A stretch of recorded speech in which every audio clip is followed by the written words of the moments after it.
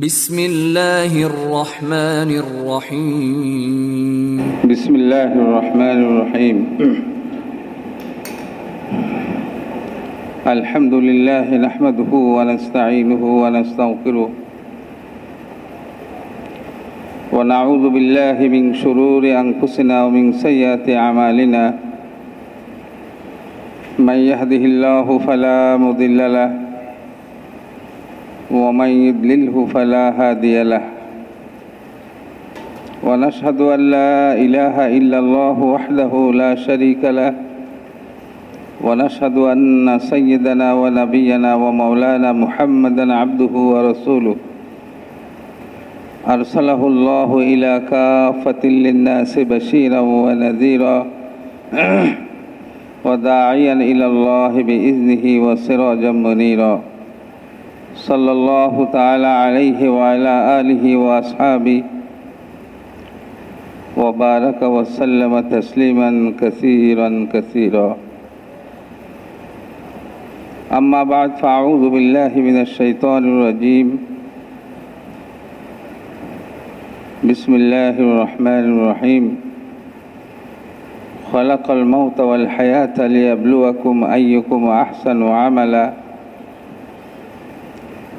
وأيضا قال الله سبحانه وتعالى ومن أحسن قولا ممن دعا إلى الله وعمل صالحا وقال إنني من المسلمين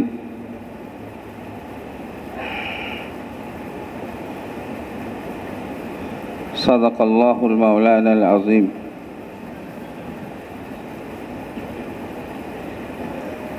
मेरे मोहतरम दोस्त और बुजुर्गो আল্লাহ তাআলা সুন্দরকে পছন্দ করেন। আল্লাহু জামিলুন ইউহিব্বুল জামাল। আল্লাহ তাআলা সুন্দরকে পছন্দ করেন।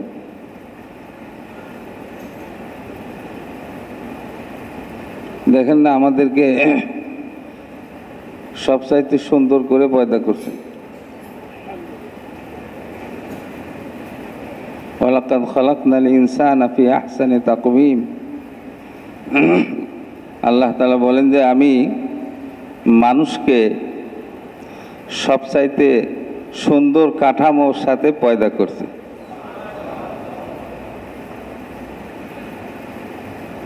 আহসানি তাকওয়িম।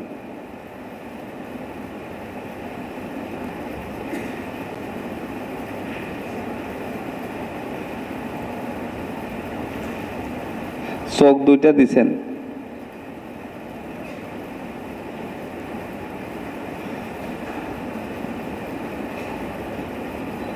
দেখতে সুন্দর লাগে। একটা চোখ যদি মাঝখানে বড় করে দিতেন হইতো না? হইতো? চলতো না? একটা চোখ নষ্ট হয়ে গেলে আর একটা চোখ দিয়ে যখন চলে, আর একটা যদি বড় করে মাঝখানে হইতো তো এটা তো ভালোভাবেই চলতো।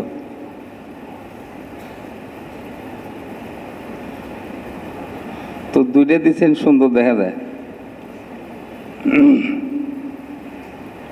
কান দুইটা দিচ্ছেন, একটা কান যদি দিতেন আর একটা যদি সমান থাকতো একদিকে, কিরকম দেখা যায়?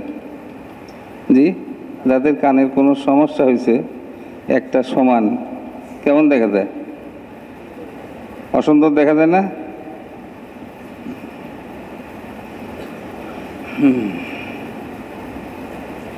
নাকটাকে উঁচা বানিয়েছেন,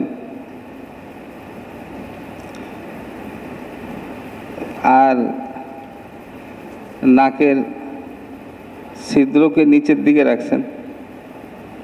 এটা তো হিকমত এটা আছে যে আল্লাহ পাক নাকটাকে মুখের সাথে সেট করেছেন, যাতে বান্দা কোনো জিনিস খাওয়ার সময় নিজে যদি পরীক্ষা আগে করতে না পারে, নাক যাতে সাথে সাথে বলে দেয় যে এটা খাইও না, এটা দুর্গন্ধ। কিন্তু সাথে সাথে সুন্দরও নাকের ছিদ্র নিচের দিকে না হয় যদি এই দিকে হইতো কেমন দেখা যেত? একটু ভাবেন তো দেখি। দরকার কিন্তু নিচের দিকেই, কিন্তু সুন্দর ওই দিকে। আঙ্গুল 5টা দিছেন, 5টারই দরকার। যাদের একটা আঙ্গুল নাই অসুবিধা হয় না? হয় কি হয় না? আর দেখতে কেমন লাগে যার একটা আঙ্গুল নাই? কি বলেন, বুদ্ধ আঙ্গুলটা নাই, কেমন লাগে দেখতে? অসুন্দর লাগে না? এরকম আল্লাহ পাক বলছেন যে তুমি তোমার নিজের দিকে দেখো না, তোমার শরীরটা একটা জগৎ। অফি আনফুসিকুম আফালা তুবসিরুন।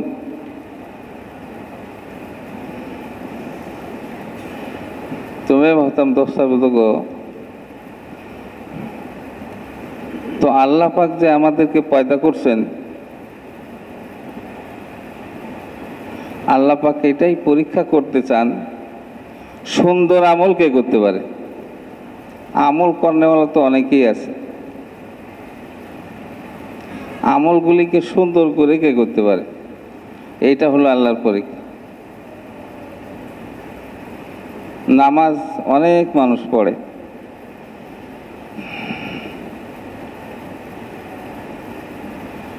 কিন্তু কত নামাজি এরকম আছে যে নামাজ পড়ে আরো আল্লাহ থেকে দূরে চলে যায়।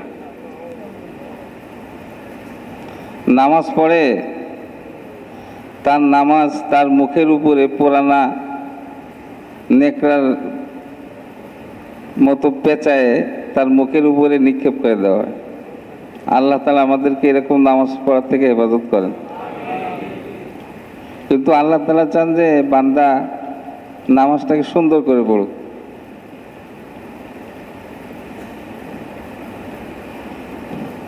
বান্দার ইমানটা একটু সুন্দর হোক, কামেল হোক।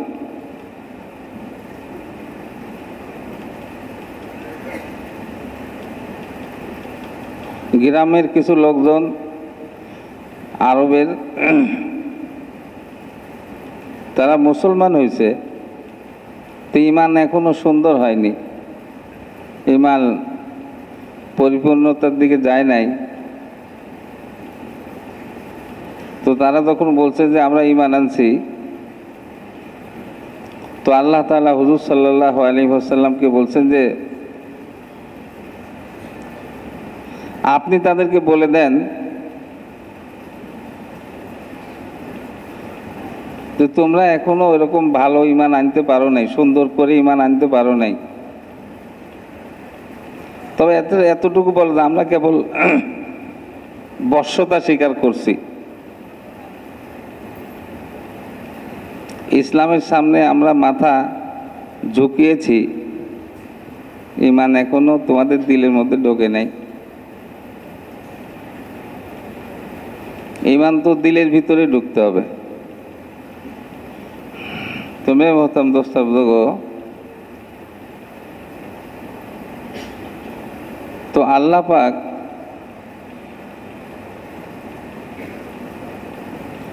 আমাদেরকে এইটাই পরীক্ষা করতে চান সুন্দর আমল করনেওয়ালা কে হইতে পারে।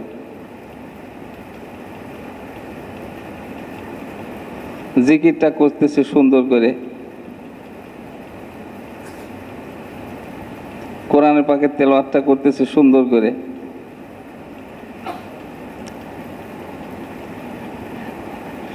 একজনকে দান করতেছে সুন্দর করে দান করতেছে। কেউ কেউ এরকম দান করে, দান করে খোঁটা দেয়, তো তার দানের নেকি নষ্ট হয়ে যায়।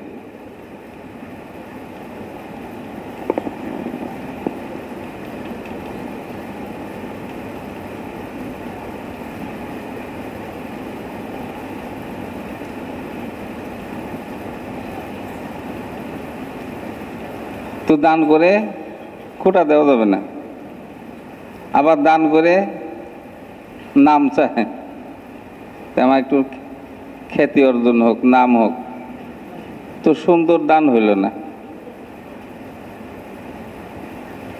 তো দান করে দিয়ে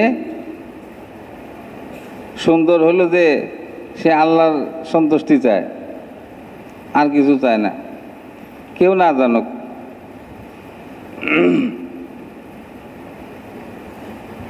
আল্লাহ জানলেই হয়েছে। তো সে এমনভাবে দান করে যে ডান হাত দিয়ে দান করে, বাম হাতও জানে না।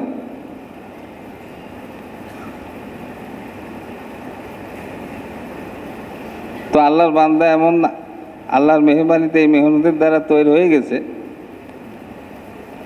তো সে মানুষকে দান করে, মানুষকে দেয়। সে এটাও চায় না যে আমি যাকে দিচ্ছি সেও জানে, সেও না জানুক।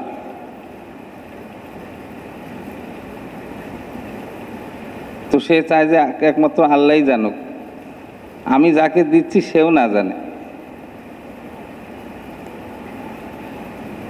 এটা হলো সুন্দর দান। আর আমি কি চাই যে আমি দান করি যে সবাই জানুক, কিন্তু অসুন্দর দান হইল। এইটা আল্লাহ পাক মানুষকে দেখানোর জন্য যে নামাজ পড়লো, সে শিরিকের মতো কাজ করল। মান সাল্লা ইউরাই ফাকাদ আশরাক, যে মানুষকে দেখানোর জন্য নামাজ পড়লো, সে শিরিকের মতো কাজ করল। যে মানুষকে দেখানোর জন্য রোজা রাখলো, সে শিরিকের মতো কাজ করলো। ওই যে আল্লাহর সাথে শিরিক, যে সে আল্লাহকেও দেখায়, আবার আরেকজন বান্দাকেও দেখাইতে চায়। ওমান তাসাদ্দাকা ইউরাই ফাকাদ আশরাক, যে মানুষকে দেখানোর জন্য সৎকা করে, সে শিরিকের মতো কাজ করে।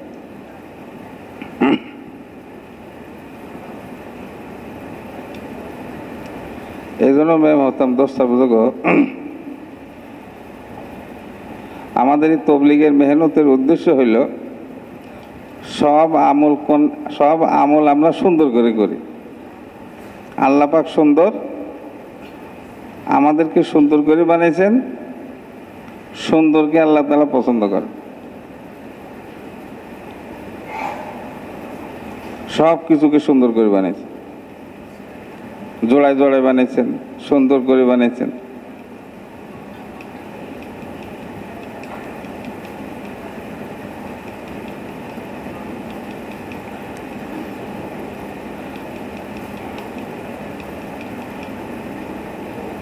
জান্নাতের মধ্যে আল্লাহ পাক যেরকম শারীরিক সৌন্দর্য দিবেন জান্নাতীদেরকে, তো জান্নাতের সব নেয়ামতের নমুনা আল্লাহ পাক দুনিয়াতে দিছেন। যে বান্দা দেখো, সবাই যায় একটু লম্বা, কি বলেন? আমার এক সাথী বেচারা ছেলেকে বিয়ে দিবে, তো লম্বা মেয়ে খুঁজতে পায়, লম্বা মেয়ে পায় না। মেয়ে একটু লম্বা হইতে, অন্য গুণে মিলে, কিন্তু লম্বার দিক দিয়ে আর মিলাতে পারতেছে, লম্বা পছন্দ করে। তো আল্লাহ পাক জান্নাতের মধ্যে প্রত্যেক জান্নাতীকে 60 গজ করে লম্বা বানাবেন। কয় গজ? ওইটা নমুনা রাখছেন হলো আদম আলাইহিস সালাম। আদম আলাইহিস সালামকে আল্লাহ পাক 60 গজ করে বানাইছিলেন, 60 গজ লম্বা করে বানাইছিলেন। এই চাল পর্যন্ত কয় গজ হবে? জি 10 গজ। 10 গজের বেশি হবে মানে, হ্যাঁ না ধরেন না, তাহলে 60 গজ কত হবে চিন্তা করেন। প্রত্যেক জান্নাতে এরকম 60 গজ লম্বা হবে।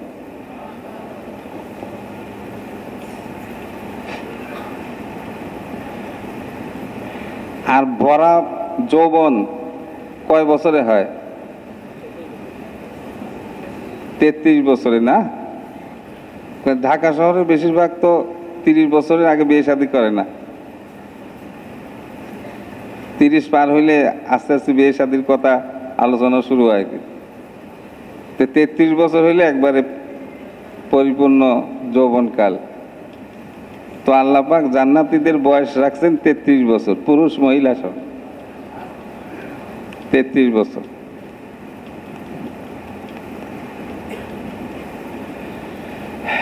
সবাই যৌবন থাকতে চায়, যুবক থাকতে চায়, যৌবনকালকে ধরে রাখতে চায়। তো আল্লাহ পাক এটা চান। তো এটা তো দুনিয়াতে ধরে রাখতে পারবো না আমি, যতই খেজাব লাগাই, যতই কিছু করি, ধরে রাখা যাবে না। কিন্তু আল্লাহ পাক জান্নাতের যৌবন একবারে অনন্তকালের জন্য দিয়ে দিবেন। ওয়াইন্না লাকুম আন তাশিব্বু ফালা তাহারামু আবাদা, যে তোমরা জান্নাতের মধ্যে চিরদিন যুবক থাকো, কোনোদিন বার্ধক্য তোমাদেরকে স্পর্শ করবে না, সারা জীবন যুবক। ওইটার নমুনা রাখছেন আল্লাহ তাআলা ঈসা আলাইহিস সালামের বয়স। ঈসা আলাইহিস সালামকে আল্লাহ পাক 33 বছর বয়সে আসমানে উঠাই নিয়েছেন সশরীরে। ঈসা আলাইহিস সালামকে যখন দুশমনরা শহীদ করতে চাইছে, আল্লাহ পাক তার কুদরত দিয়ে ঈসা আলাইহিস সালামকে আসমানে উঠাই নিয়েছে।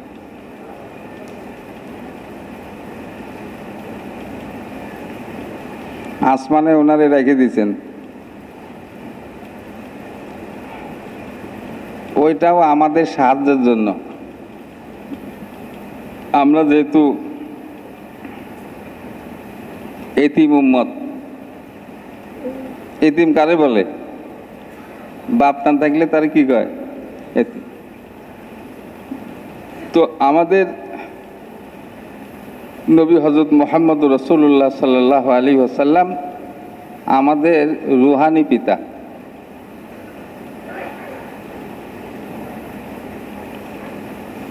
আদম আলাইহিস সালাম হলেন আদি পিতা। সমগ্র মানব জাতি সবার বাপ হলে উনি কে? আদম। দুনিয়াতে যত মানুষ বর্তমানে আছে, অতীতে যত মানুষ দুনিয়া থেকে চলে গেছে, কিয়ামত পর্যন্ত যত মানুষ দুনিয়াতে আগমন করবে, সবার বাপ একজনই। তাইলে উনি আদি পিতা হইল না?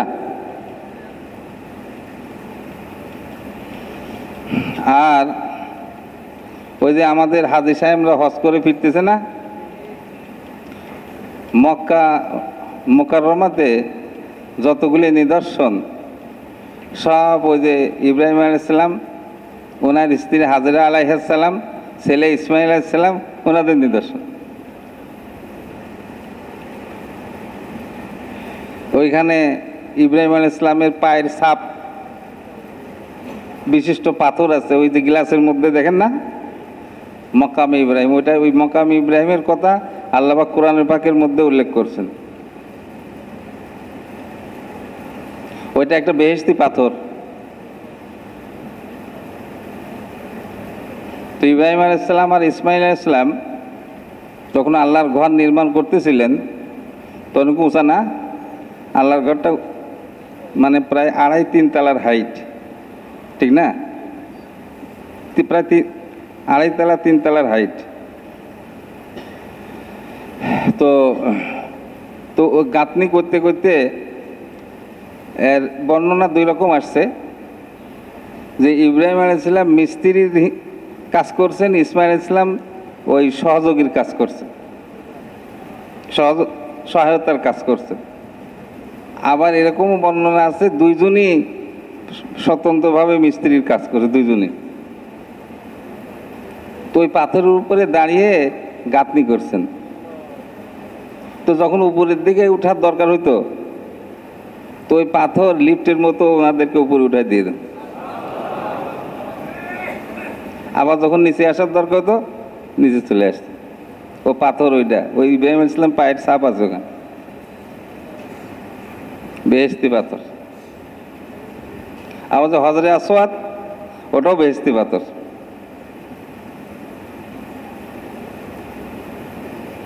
তো আল্লাহর ঘরটাকেই তো ইব্রাহিম আলাইহিস সালাম বানাইছেন। অবশ্য একের পর এক নির্মাণটা পরিবর্তন হতে থাকছে। শেষ যেটা নির্মাণ, এটা হলো হাজ্জাজ বিন ইউসুফের নির্মাণ। এর আগের নির্মাণ ছিল হযরত জুবাইর রাদিয়াল্লাহু জুবাইর আব্দুল্লাহ ইবনে জুবাইর হযরত জুবাইর রাদিয়াল্লাহু তাআলা আনহুর নির্মাণ ছিল। তো হাজ্জাজ বিন ইউসুফের ইচ্ছা ছিল ওই নির্মাণ রাখবে না, ও নিজে নির্মাণ করছিল।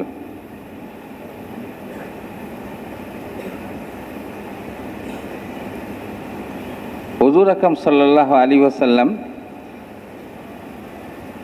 আশা ব্যক্ত করেছিলেন যে কিয়ামত পর্যন্ত মানুষ আল্লাহর ঘরকে ভাঙবে আর পরিবর্তন করবে।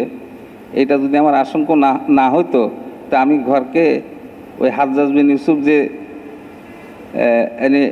মানে ঘরকে যে মানে যেভাবে ছিল ওইটাকে পরিবর্তন করতে চাইছিলেন। হাজ্জাজ বিন তো পরে করছে। তো ওই যে একটা আলাদা দেখেন না, দেওয়াল আলাদা, হাতিম যেটাকে বলা হয়, ওইটা আল্লাহর ঘরের ভিতরের অংশ।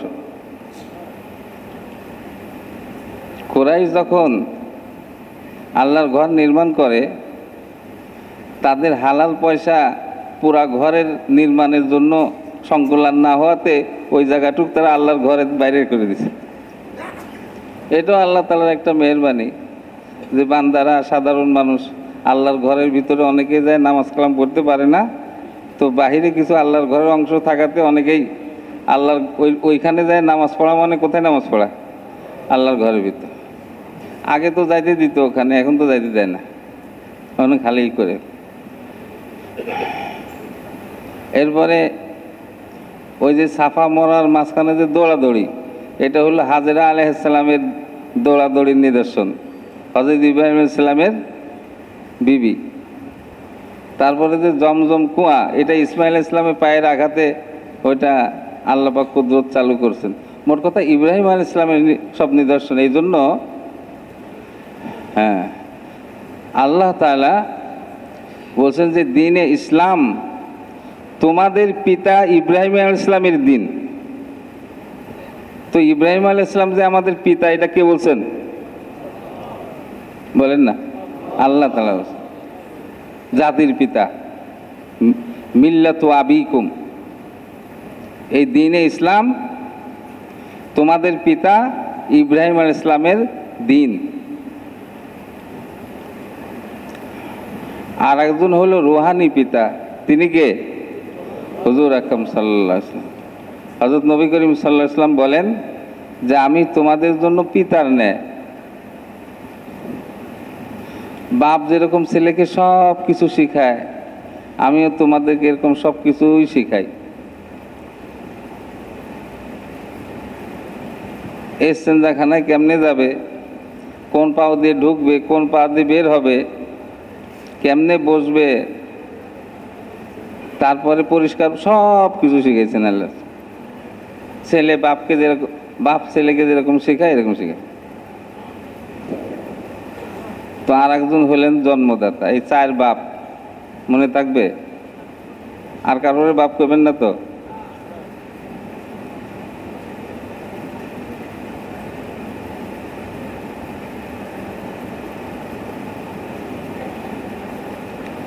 তো যা হোক, এটাও বলছে যে হাদিসে পাকে নিষেধ আসছে যে কেউ বাপ না, তারে যদি বলেন আমার বাপ, এটা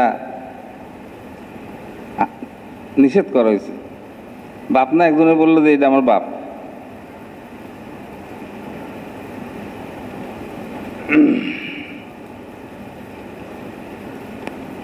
তো আমরা হইলাম এতিম উম্মত।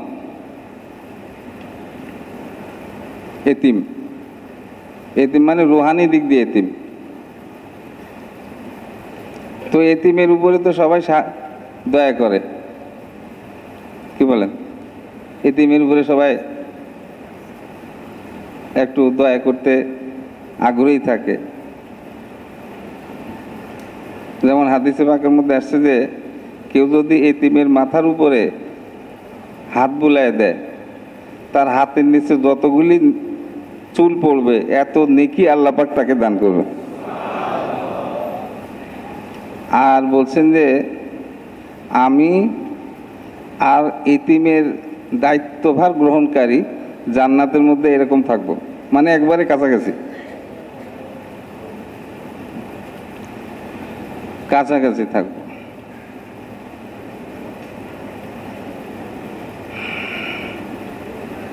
তো আমরা এতিম উম্মত, তো এতিমকে সাধারণ আমরা বাস্তব যারা এতিম, বাপ নাই, তাদেরকে যেরকম সবাই সহযোগিতা করে, সাহায্য করে, দয়া করে, আমরা এতিম উম্মত, আল্লাহ আমাদের উপরে দয়া করবেন না?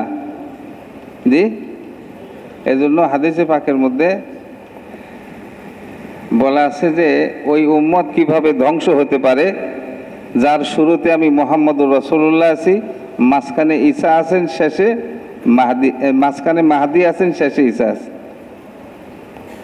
তো আল্লাহ পাক এই উম্মতের সহযোগিতার জন্য, এই উম্মতের সাহায্যের জন্য ঈসা আলাইহিস সালামকে 33 বছর বয়সে একবার সশরীরে আসমানে উঠায় রিজার্ভ করে রাখছেন। আমাদের সহযোগিতার জন্য আল্লাহ পাক তাকে আবার সশরীরে আসমান থেকে নামাই দিবেন। দামেস্কের এক মসজিদে ফেরেশতা আসমান থেকে আইনে মসজিদে ছাদের উপরে নামাই দিবেন, ওইখান থেকে সিঁড়ি দিয়ে নামান লাগবে। দুনিয়া দারুল আসবাব, আসমান থেকে ওখানে আসতে সিঁড়ি লাগবে না, ওই মসজিদের ছাদের থেকে নিচে নামতে সিঁড়ি লাগবে। জি, জান্নাতে খিদা লাগবে না, দুনিয়াতে খিদা লাগে। জান্নাতে যে মানুষ খাবে খিদা লাগার কারণে খাবে না, জান্নাতে খাবে মজা হাসিল করার জন্য। জান্নাত খানা পিনা শেষ হওয়ার পরে পানিও খায়, চা কফি খায়, ওইটা খিদে লাগার কারণে খায় না, একটু একটু ধরেন ভালো লাগে, খাওয়া দাওয়া শেষ একটু পানিও খায়, একটু চা কফি খায়। তো ঠিক অনুভাবে জান্নাতীরা যে খাবে খিদা লাগার কারণে খাবে না, মজা হাসিল করার জন্য খাবে। তো তাই বলে কি খিদা লাগবে না, তাই বলে কম খাবে? হ্যাঁ, বা ভাই খিদা নাই, তো সামান্য একটু খাইলো। ও খিদা নাই 1,60,000 প্লেট খাবে।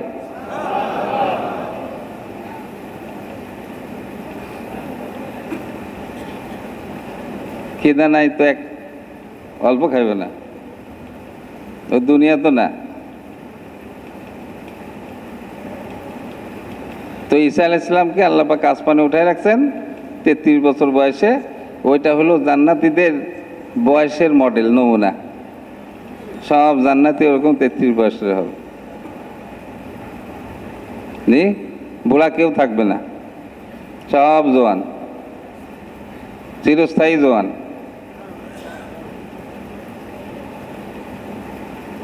আর জান্নাতীদের আখলাক কিরকম হবে, জান্নাতীদের আখলাক কিরকম হবে তার নমুনা হলো হযরত মুহাম্মদুর রাসূলুল্লাহ সাল্লাল্লাহু আলাইহি ওয়াসাল্লাম, যার আখলাক সম্পর্কে আল্লাহ তাআলা নিজে প্রশংসা করছেন, ইন্নাকা লাআলা খুলুকিন আযীম, আপনি মহান চরিত্রের অধিকারী।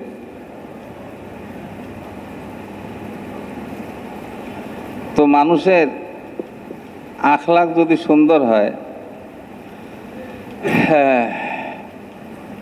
চরিত্র যদি ব্যবহার আচার ভালো হয়, সবাই তারে মহব্বত করে। আর এই ব্যবহার আচার ভালোটা মানুষের জ্ঞানের কারণে হয়। যার বুদ্ধি, সে বুদ্ধি করে মানুষের সাথে ব্যবহার আচার করে। আর বুদ্ধি শুদ্ধি না দেখলে উল্টাপাল্টা ব্যবহার, তুই এরকম ব্যবহার করলি তো বুদ্ধি শুদ্ধি আছে তোর, এরকম ব্যবহার আচার করলি, বুদ্ধি থাকলে তুই এরকম ব্যবহার করতি, ওই বুদ্ধি না থাকলে এরকম করে,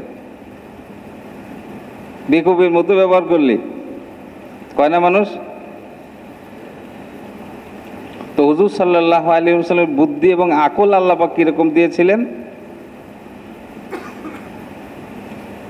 যদিও আমি এই কথাটা কোনো কিতাবে পাই নাই, কিন্তু একটা গ্রহণযোগ্য সূত্রে আমি শুনছি যে জ্ঞানকে আল্লাহ পাক 100 ভাগে ভাগ করছেন।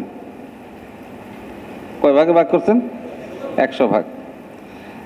এই 100 ভাগের 99 ভাগ জ্ঞান আল্লাহ পাক মুহাম্মদুর রাসূলুল্লাহ সাল্লাল্লাহু আলাইহি ওয়াসাল্লামকে দিয়েছেন, আর 1 ভাগ সারা দুনিয়ার মানুষকে দিয়েছেন। দেখেন না, হুজুর আকরাম সাল্লাল্লাহু আলাইহি ওয়াসাল্লাম ওহী ছাড়া নিজের থেকে যে সমস্ত কথাগুলি বলছেন, হুকুম, আহকাম, আদব, কায়দা, এগুলি 1400 বছর পরে এসে গবেষণা করতে করতে করতে এখন ওই বিজ্ঞান সুন্নতের সাথে মিলাই দিয়েছে।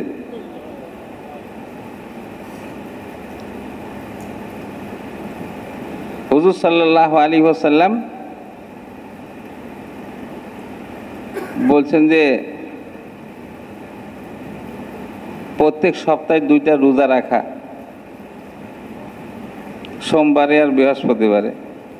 প্রত্যেক মাসে 3টা রোজা রাখা, আইয়ামে বীজ, 13, 14, 15 তারিখ হলো চাঁদের রোজা। তারপরে বলছেন যে হাদিসে পাকের মধ্যে এরকম আসছে যে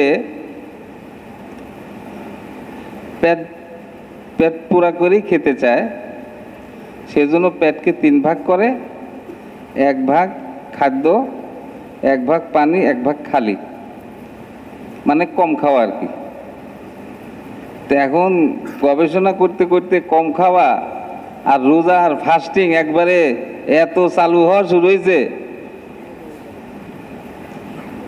তো বলছেন যে ওইখানে আমভাবে বলছেন যে খিদা লাগলে খাওয়া, খেতে বসে খিদা অবস্থায় উঠে যাওয়া। একবার মদিনাতে বাইরের এক ডাক্তার গেছে, তো কোনো রোগীই পায় না। তো এক পর্যায়ে সে ফিরে চলে আসতেছে, তো সাহাবায়ে কেরামের কাউকে জিজ্ঞাসা করছে যে আমি এতদিন তোমাদের এখানে রইলাম, কোনো রোগীই তো পাই না, তোমরা তোমাদের জীবনযাত্রা কেমন? তো কয় যে আমাদের নিয়ম হইল যে আমরা খিদা লাগলে খাই, আবার খেতে বসে খিদা অবস্থায় খানা পরিহার করি, ছেড়ে দেই। কয় যে এইভাবে যদি তোমরা চলো, তোমাদের কোনো রোগী হবে না।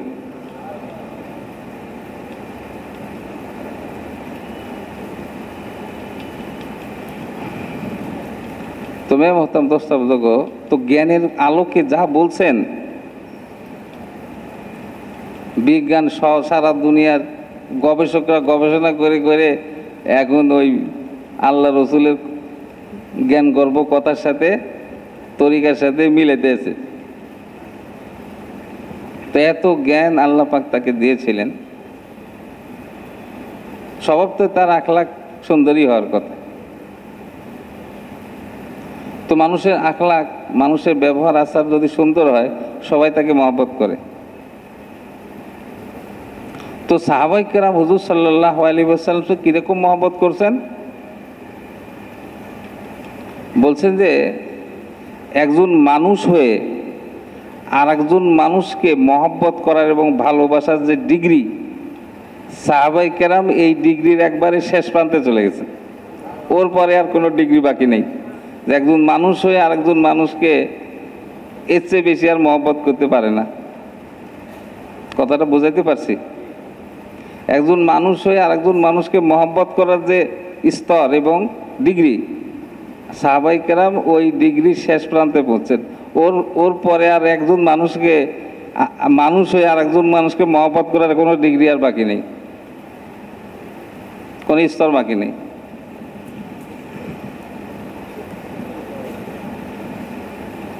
তো সমস্ত বেহেশতি তাদের আখলাক হুজুর সাল্লাল্লাহু আলাইহি ওয়াসাল্লামের আখলাক হবে।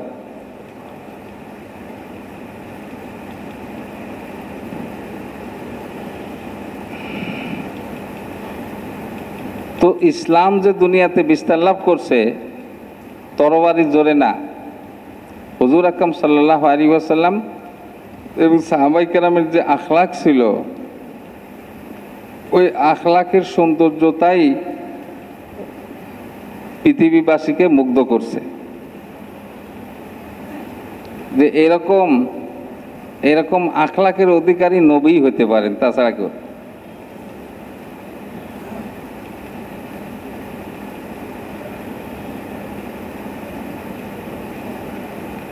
আর গলার স্বর, এটা তো একটা জিনিস মানুষের। বলছে তিন শ্রেণীর মানুষের দিলটা খুব খুশি থাকে। এক হইল যার লেখা সুন্দর, হস্তলিপি লেখা সুন্দর, তার মনটা খুশি থাকে। লেখে যখন মনে হয় যে টাইপ করতেছে, তো যার লেখাটা সুন্দর তার মনটা খুশি থাকে।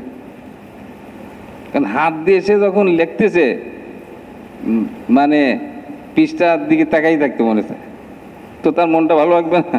স্বভাবতই। আর একটা লোক হইল যে লোকটার বিবি সুন্দরী, এর মনটা একটু খুশি থাকে। আর হইল যার গলার টন সুন্দর, গলার সুর সুন্দর, এই লোকটার মনও খুশি থাকে। যখন কোরআন বাক তেলাওয়াত করে তো সবাই মুগ্ধ হয়ে শুনে,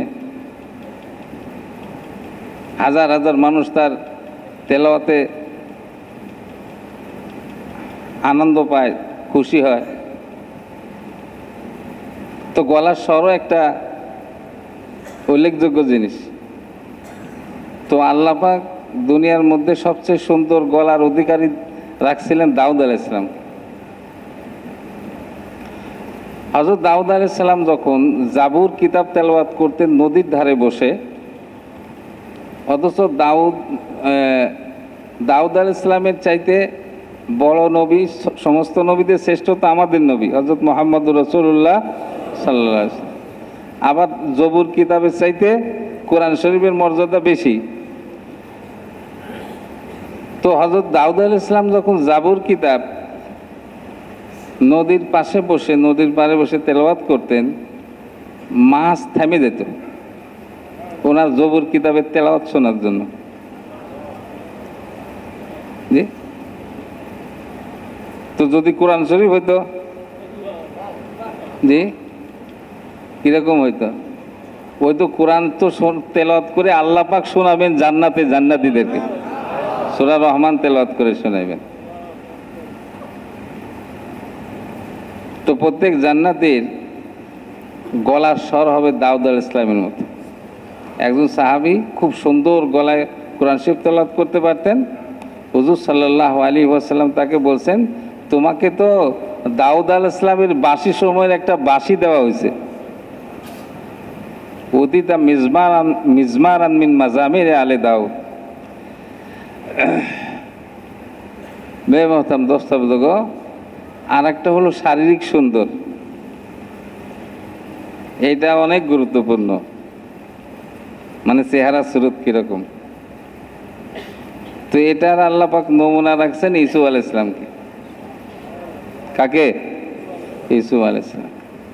দেন না, মিশরি মানুষগুলি আসে না আমাদের দেশে, দেখছেন না কিরকম ধবধবে সুন্দর। তো ইসুফ আলাইহিস সালামকে তো আল্লাহ পাক খাসভাবে বানিয়েছেন। তো এটা তো হাদিসে পাকের মধ্যেই আসছে যে আল্লাহ পাক সুন্দরকে দুই ভাগ করছেন। কি বলেন? বাংলাদেশের মানুষ সুন্দর, রাশিয়ার মানুষ সুন্দর, অমুক ছেলে সুন্দর, অমুক মেয়ে সুন্দরী। জি, তো এরকম সুন্দর। তো আল্লাহ পাক সুন্দরকে দুই ভাগ করে এক ভাগ সারা দুনিয়ার মানুষকে দিয়েছেন, আর এক ভাগ পুরাটা ইউসুফ আলাইহিস সালামকে দিয়েছেন। এখন বুঝেন কিরকম সুন্দর হইতে পারে, আল্লাহ পাক কিরকম বানাইতে পারেন। তো এখন ইয়াকুব আলাইহিস সালাম এরকম ছেলে। তো ইয়াকুব আলাইহিস সালামের এক বিবির থেকে ইউসুফ আলাইহিস সালাম আর বিনিয়ামিন, আর এক বিবির থেকে ওনারা অনেক ভাই। তো এরাকে মহব্বতটার কি বলেন, ছেলেটা যদি একটু দেখতে শুনতে সুন্দর লাগে তো মহব্বতের জন্য কি আর কিছু লাগে? স্বভাব তো ওই দিল তার দিকে ঝুঁকে যায়। এখন বাপ ইয়াকুব আলাইহিস সালাম তাকে একটু বেশি মহব্বত করবেন, এটাই স্বাভাবিক। দিল তো কারোর কন্ট্রোলে নেই। দিল যদি কারোর দিকে বেশি ঝুঁকে যায় আপনি কি করবেন? হুজুর আকরাম সাল্লাল্লাহু আলাইহি ওয়াসাল্লাম বলেন যে কেউ যদি একাধিক বিবাহ করে তো জিনিসপত্র সমান ভাগে ভাগ করতে হবে, কাপড় চোপড় সমান ভাগে ভাগ করতে হবে। চাই আগের বিবি হোক পরের বিবি হোক, নতুন হোক পুরাতন হোক, জোয়ান হোক বুড়া হোক, যাই হোক, জোয়ানকে যা তুমি বুড়াকে তাই দিতে হবে। জোয়ানকে যে যে দামি শাড়ি দিবেন, যে পরিমাণ মূল্যের শাড়ি দিতে হবে দিবেন, ও বুড়িকেও কিন্তু ওই দামেই দিতে হবে। একাধিক বিয়ে করতে মাসলা মাসাইল আগে জিজ্ঞাসা করে নিন, তারপরে।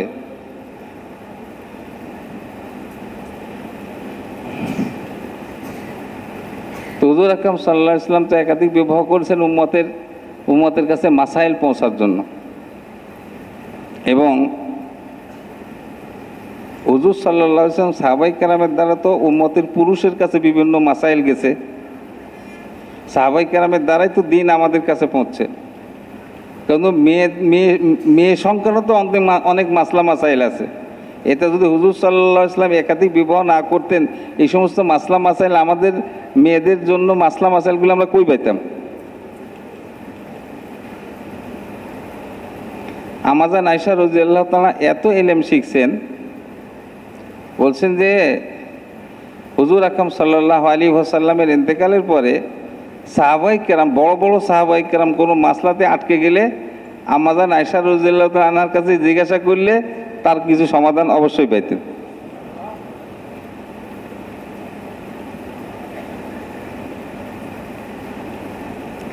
তো কোনো এক এক সফরে যাইতেন, এক এক বিবিকে সাথে নিতেন, তো তাদের থেকে বিভিন্ন সময় খুব মূল্যবান রায় এবং পরামর্শ মিলত। হুদায়বিয়ার সন্ধির সময় তো হুজুর আকরাম সাল্লাল্লাহু আলাইহি ওয়াসাল্লাম সাহাবায়ে কেরাম সহ উমরা করার নিয়তে বাইর হইছেন।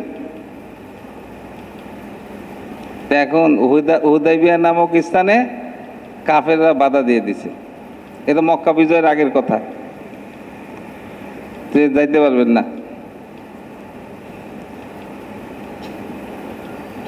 তো হুজুর সাল্লাল্লাহু আলাইহি ওয়াসাল্লাম বলেন, আমরা তো যুদ্ধ করার জন্য বের হই নাই, আমরা উমরা করব আবার চলে আসব। না, এখন যাইতে পারবেন না, আগামী বছর যাবেন। তারপরে বাধা দিয়ে দিছে। এখন হুজুর সাল্লাল্লাহু আলাইহি ওয়াসাল্লাম বলছেন যে বড় ধরনের কোনো সমস্যা যদি না হয় তারা যে শর্ত দিবে মেনে নিব। শেয়ারে ইসলামের কোনো ক্ষতি যদি না হয়। এখন তারা সুযোগ পেয়ে বলতেছে যে এই যে আগামী বছর যে আপনি আসবেন 3 দিন থাকতে পারবেন, 3 দিনের বেশি থাকতে পারবেন না। কত? ঠিক আছে, লেখো 3 দিন। আবার সন্ধিনামা লেখার সময় হুজুর আকরাম সাল্লাল্লাহু আলাইহি ওয়াসাল্লাম বলতেছেন যে লেখো এটা মুহাম্মদুর রাসূলুল্লাহর পক্ষ থেকে সন্ধি। তো এখন ওই কাফেরদের পক্ষ থেকে আসছিল সোহাইল। তো কয় যে আপনাকে যদি আমরা মুহাম্মদুর রাসূলুল্লাহ মানবো তাহলে আপনার সাথে তো কোনো বিরোধী নাই। মুহাম্মদুর রাসূলুল্লাহ লেখা যাবে না, লেখেন মুহাম্মদ বিন আব্দুল্লাহ। তো হুজুর হযরত আলী রাদিয়াল্লাহু তাআলা লিখতেছিলেন সন্ধিনামা। তো হুজুর সাল্লাল্লাহু আলাইহি ওয়াসাল্লাম আলী রাদিয়াল্লাহু বললেন যে আচ্ছা ঠিক আছে, মুছে দাও, মুহাম্মদুর রাসূলুল্লাহ মুছে দিয়ে মুহাম্মদ বিন আব্দুল্লাহ লেখো। হযরত আলী রাদিয়াল্লাহু বলেন যে ইয়া রাসূলুল্লাহ, মুহাম্মদুর রাসূলুল্লাহ শব্দ আমি মুছতে পারবো না।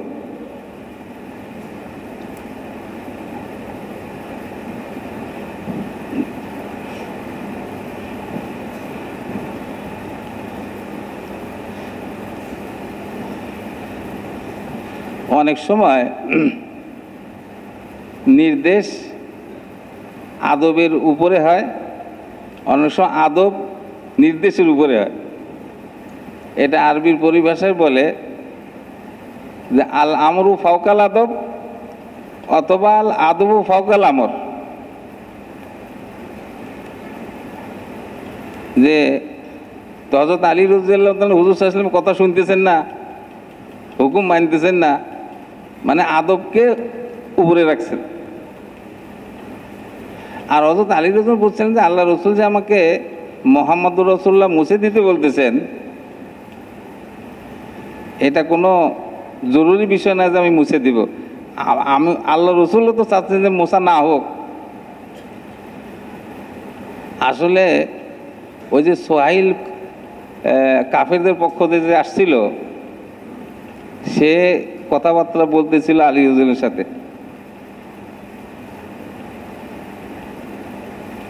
তো হযরত আলী রাদিয়াল্লাহু যখন লিখছেন মুহাম্মদুর রাসূলুল্লাহর পক্ষ থেকে, সোহাইল তখন বলতেছে মুহাম্মদুর রাসূলুল্লাহ লেখা যাবে না, মুহাম্মদ বিন আব্দুল্লাহ লেখো। আলী রাদিয়াল্লাহু বলছিলেন। তা আলী রাদিয়াল্লাহু সোহাইলকে জবাব দিয়েছিলেন যে মুহাম্মদুর রাসূলুল্লাহ আমি কাটতে পারবো না। পরে কথা যখন বাড়াবাড়ি হচ্ছিল তখন হুজুর সাল্লাল্লাহু আলাইহি ওয়াসাল্লাম ইশারা করতে, আচ্ছা ঠিক আছে, ও যখন মুছে দিতে বলতেছে মুছে দাও। তো তখন হযরত আলী রাদিয়াল্লাহু তাআলা আনহু ওই সোহাইলকে যে জবাব দিয়েছিলেন ওইটাকেই পুনরাবৃত্তি করছে, ওটা আবার কইছে একে যে না মুছতে পারবে না। পরে হুজুর সাল্লাল্লাহু আলাইহি ওয়াসাল্লাম তো লেখাপড়া জানতেন না, তো আলী রাদিয়াল্লাহুকে বললেন যে দেখাও তো কোন জায়গায় মুহাম্মদুর রাসূলুল্লাহ লেখা রয়েছে, আমাকে দেখাও। তো হুজুর সাল্লাল্লাহু আলাইহি ওয়াসাল্লাম মুছে দিয়েছে। তারপরে এর আগে বিসমিল্লাহির রহমানির রহিম লিখছে। তো সোহাইল বলছে বিসমিল্লাহ কি আমরা জানি না,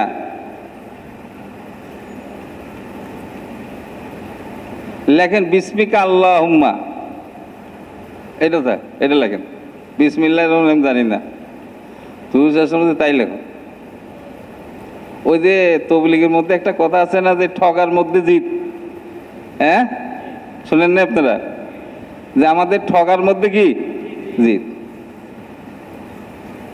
আমরা যদি এখানে ঠকছি তো আমরা জিতছি। তারপরে তারা কি কয় যে আপনারা যে আগামী বছর আসবেন, আপনাদের কেউ যদি মক্কাতে থেকে যেতে চায় আপনারা তাকে নিষেধ করতে পারবেন না, থাকতে নিষেধ করতে পারবেন না, সে থাকে যাবে। আর আমাদের কেউ যদি মদিনায় আপনার সাথে চলে যেতে চায় তাকে ফেরত দিতে হবে। তো সাহাবায়ে কেরাম বলেন যে ইয়া রাসূলুল্লাহ এই শর্ত আমরা মানবো যে আমাদের কেউ যদি থেকে যায় তাকে আমরা নিষেধ করতে পারবো না, আর তাদের কেউ যদি এখানে থাকে আমরা তাকে রাখতে পারবো না, ফেরত দিতে হবে, এই শর্ত আমরা মানবো? হুজুর আকরাম সাল্লাল্লাহু আলাইহি ওয়াসাল্লাম হ্যাঁ মানো, কারণ যে আমাদের পক্ষ থেকে যে মক্কায় চলে যাবে আল্লাহ পাক তারে আমাদের থেকে দূর করে দিয়েছেন, আর তাদের পক্ষ থেকে কেউ যখন আমাদের এখানে মুসলমান হয়ে আসবে আল্লাহ পাক তার কোনো রাস্তা করে দিবেন, কাজে অসুবিধা নেই।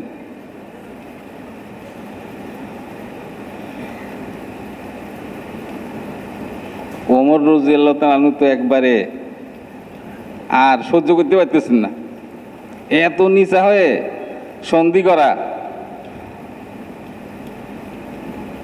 তো হুজুর আকরাম সাল্লাল্লাহু আলাইহি ওয়াসাল্লামের কাছে গিয়ে বলছেন ইয়া রাসূলুল্লাহ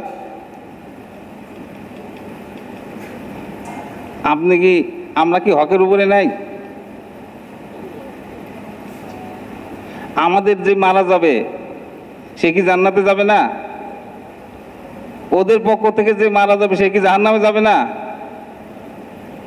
আল্লাহ হ্যাঁ সত্য, এটা ঠিকই, আমরা হকের উপরেই আছি। তাদের মধ্যে কেউ মারা গেলে জাহান্নামে যাবে, আমাদের কেউ মারা গেলে জান্নাতে যাবে।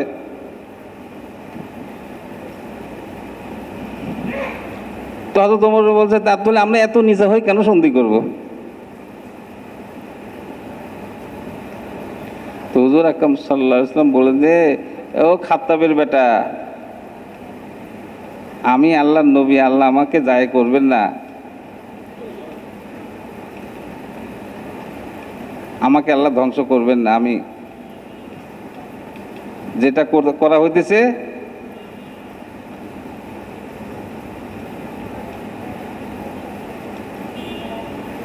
তো যা হোক। এরপরে আবার আবু বকর রাদিয়াল্লাহু কাছে গুসায় আর থাকতে পারত আবু বকর রাদিয়াল্লাহু কাছে, আমরা কি হকের উপরে নাই?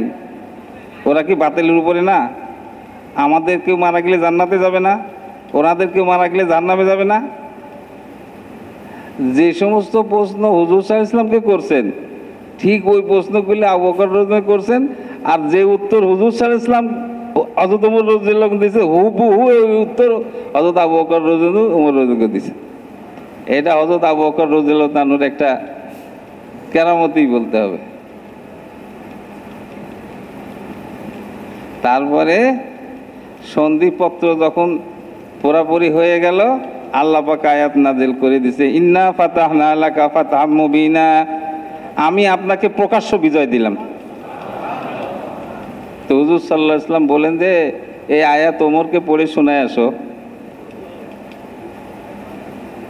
তো হযরত ওমর বলেন যে এটা কি বিজয়? হ্যাঁ এটা বিজয়। তখন ওমর দিলটা ঠান্ডা হয়েছে। হযরত ওমর রাদিয়াল্লাহু তাআলা যে এইভাবে প্রশ্ন করছেন সন্দেহের ভিত্তিতে না, উনি বিষয়টা ওনার কাছে অস্পষ্ট যে কি ব্যাপার, আমরা এত নিচা হয়ে সন্ধি করব কেন? আমরা যুদ্ধ করব, আমাদের মধ্যে মারা গেলে তো জান্নাতে, দুই ফাদার একটা ফাদাও তো হবেই, হয় বিজয় নইলে শাহাদত। এত নিচা হয়ে সন্ধি করার বিষয়টা কি, কারণটা কি? ওনার কাছে বিষয়টা অস্পষ্ট ছিল, এটাকে অস্পষ্টতাকে স্পষ্ট করার জন্য উনি প্রশ্নগুলি করছেন, সন্দেহের উপরে না। যা হোক, এই যে সন্ধির জামানাটা, এই জামানার মধ্যে হুজুর সাল্লাল্লাহু আলাইহি ওয়াসাল্লাম ওই যে অবাধে মক্কা থেকে মদিনা আসা যাওয়া হয়েছে লোকদের, ইসলাম সম্পর্কে তারা জানতে পারছে, যেটাকে বলবে ইসলাম স্টাডি করতে পারছে, ইসলাম সম্বন্ধে জানতে পারছে। মক্কায় আসা যাওয়া শুরু হয়েছে, মুসলমানদের সাথে মিলামিশা হয়েছে, মুসলমানদের আখলাক জানতে পারছে। এর মধ্যে হুজুর সাল্লাল্লাহু আলাইহি ওয়াসাল্লাম আশেপাশে বিভিন্ন দেশে, রোম, পারস্য, হাবশা, এই সমস্ত জায়গার মধ্যে দাওয়াতি চিঠিপত্র পাঠাইছেন। মানে এরপরে মক্কা, এই সমস্ত সন্ধির জামানা মক্কা বিজয়ের জমিন তৈরি হয়ে গেছে। এরপর অষ্টম হিজরিতে হুজুর সাল্লাল্লাহু আলাইহি ওয়াসাল্লাম 10,000 সাহাবায়ে কেরামকে নিয়ে মক্কা বিজয় করে ফেলছে।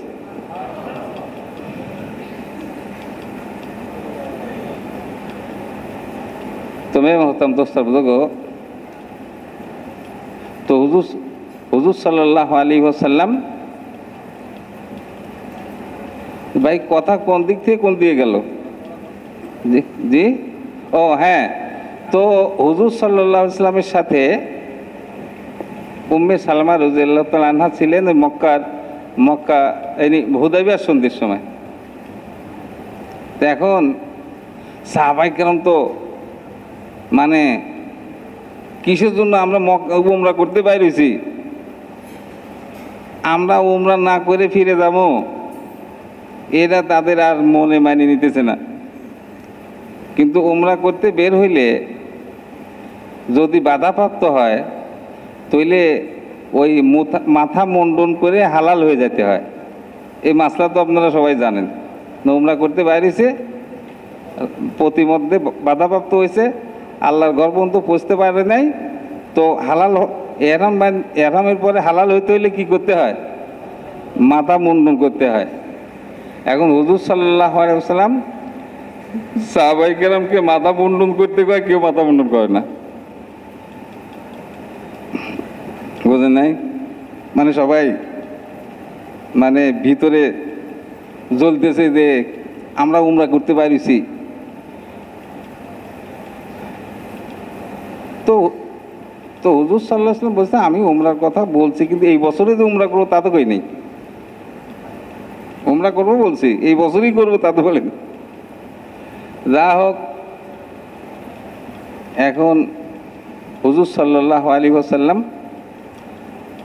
আম্মাজান উম্মে সালমা রাদিয়াল্লাহু তাআলা আনহা তাঁবুর মধ্যে ছিলেন, ওনার কাছে গেলেন, গিয়ে বললেন যে আমি আমার সাহাবাদেরকে হালাল হইতে হলক করতে বলতেছি, কেউ তো হলক করে না। তো আল্লাহ পাক ওই যে যেরকম হয় না, আল্লাহ পাক তাকে ওই রকম একটা বিবি মিলায়, ওই রকম বিবি মিলায়। নিয়তটা তো ভালো থাকতে হবে নাকি? বিয়ে করার সময় যদি দিনের নিয়ত থাকে, দিনদারির নিয়ত থাকে, হাদিসে পাকের মধ্যে আসছে যে মেয়েদেরকে 4টা গুণের ভিত্তিতে বিবাহ করা হয়।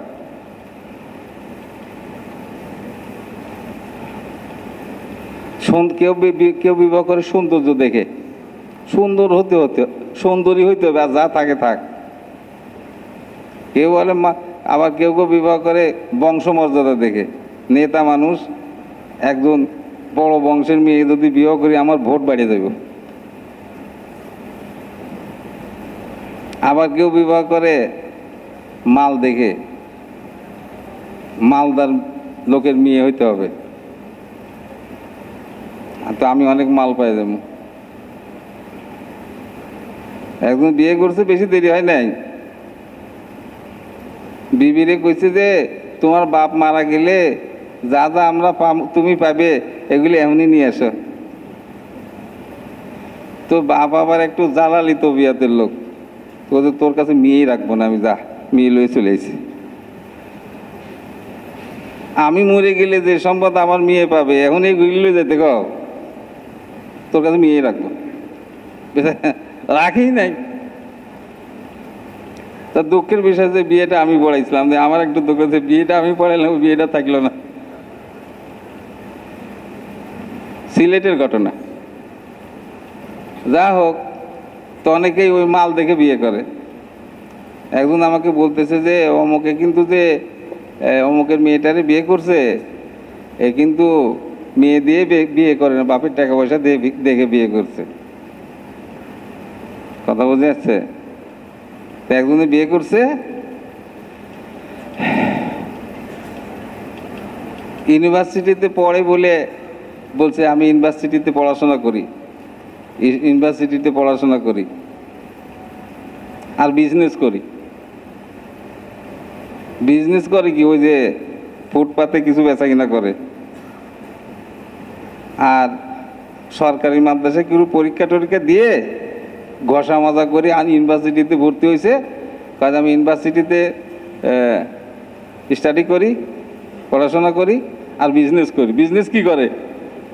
ফুটপাতে ওই রুমাল টেবিল বেচায়, কিছু বেচাকেনি করে। এই সমস্ত কয়েকটায় পড়াশোনা করে চট্টগ্রাম ইউনিভার্সিটিতে। আর বিজনেস কি করে? বিজনেস কইছে, আর কি ও মেয়েওয়ালারা এত কিছু থাক, বিজনেস যখন কইছে তাহলে মনে হয় বিশাল কিছু হইব। আর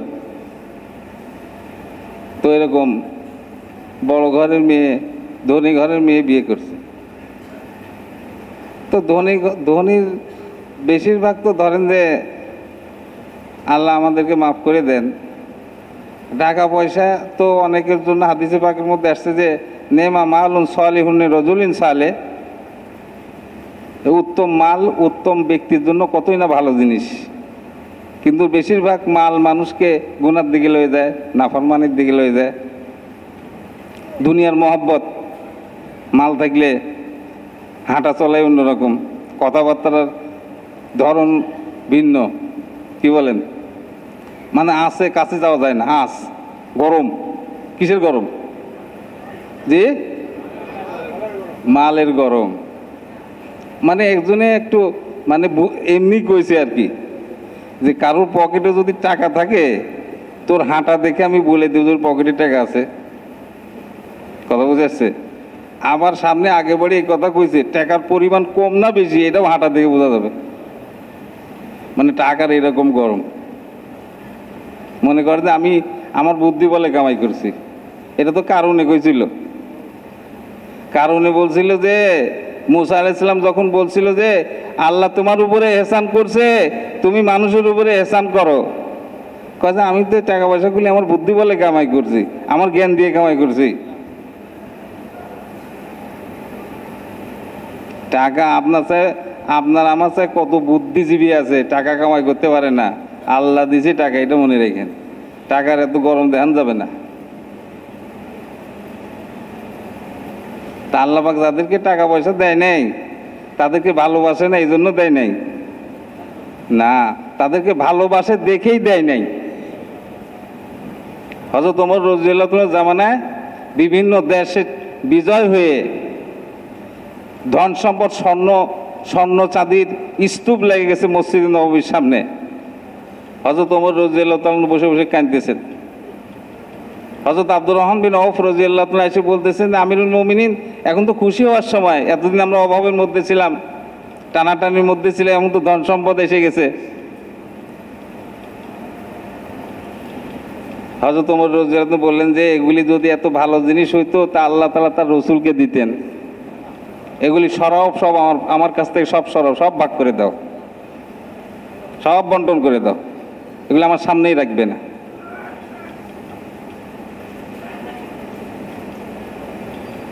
গরিবরা ধনীদের 500 বছর আগে জান্নাতে যাবে। হুজুর সাল্লাল্লাহু আলাইহি ওয়াসাল্লাম আম্মাজান আয়েশা রাদিয়াল্লাহু তাআলাকে বলতেছে, আয়েশা, তুমি গরিব মিসকিনদেরকে কাছে করো, তাদেরকে মহব্বত করো।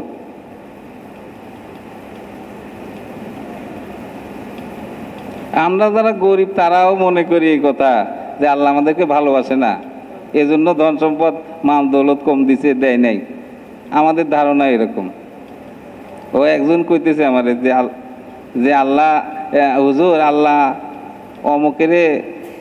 অমুকের দিকে মুখ তুলে তাকাইছে, তার মানে কি টাকা পয়সা বেশি দিছে। আল্লাহ বলে ওর দিকে মুখ তুলে তাকাইছে।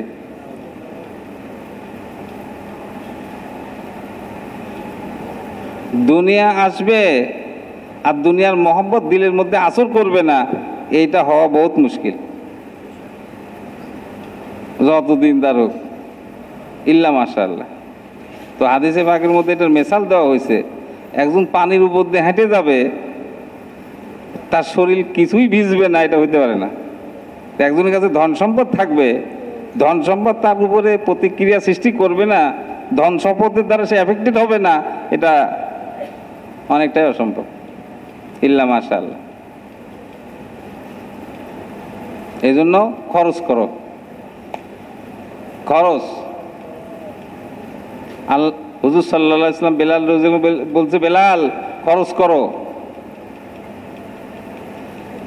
আরশ ওয়ালা রবের পক্ষ থেকে অভাব হওয়ার ভয় করো না, খরচ করো, খরচ। প্রতিদিন সকালবেলা 2 জন ফেরেশতা এই কথার ঘোষণা করে যে আল্লাহ যে খরচ করে তার উত্তম বদলা দান করো, আর যে চিবে রাখে তার মালকে ধ্বংস করো। জি, খরচ করতে হবে।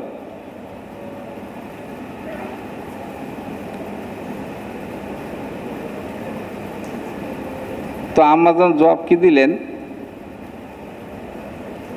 জবাব দিলেন যে ইয়া রাসূলুল্লাহ, আপনি সাহাবারা যেহেতু এখন দিলটা অনেক ভাঙা, তাদের দিলে ওমরা করার খুব আকাঙ্ক্ষা ছিল, আগ্রহ ছিল, অনিবার্য কারণ বশত তারা ওমরাটা করতে পারতেছেন না, এখন মাথা হলক করে হালাল হইতে হবে। আপনি এখন তাদেরকে এটা নির্দেশ না দিয়ে আপনি বরং তাদের সামনে গিয়ে নিজে হলক করা শুরু করেন, দেখবেন যে ওরা সবাই হলক করা শুরু করবে।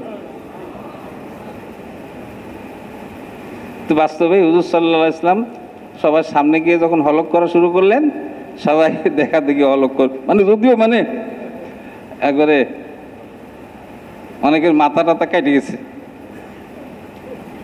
তো এই জন্য এই যে এখন তো এক হলো জানের কুরবানি, আর একটু মালের কুরবানি, আর একটু জজবারও কুরবানি করতে। তো সাহাবায়ে কেরাম জজবার কুরবানি করছেন, জজবা তো ছিল উমরা করব।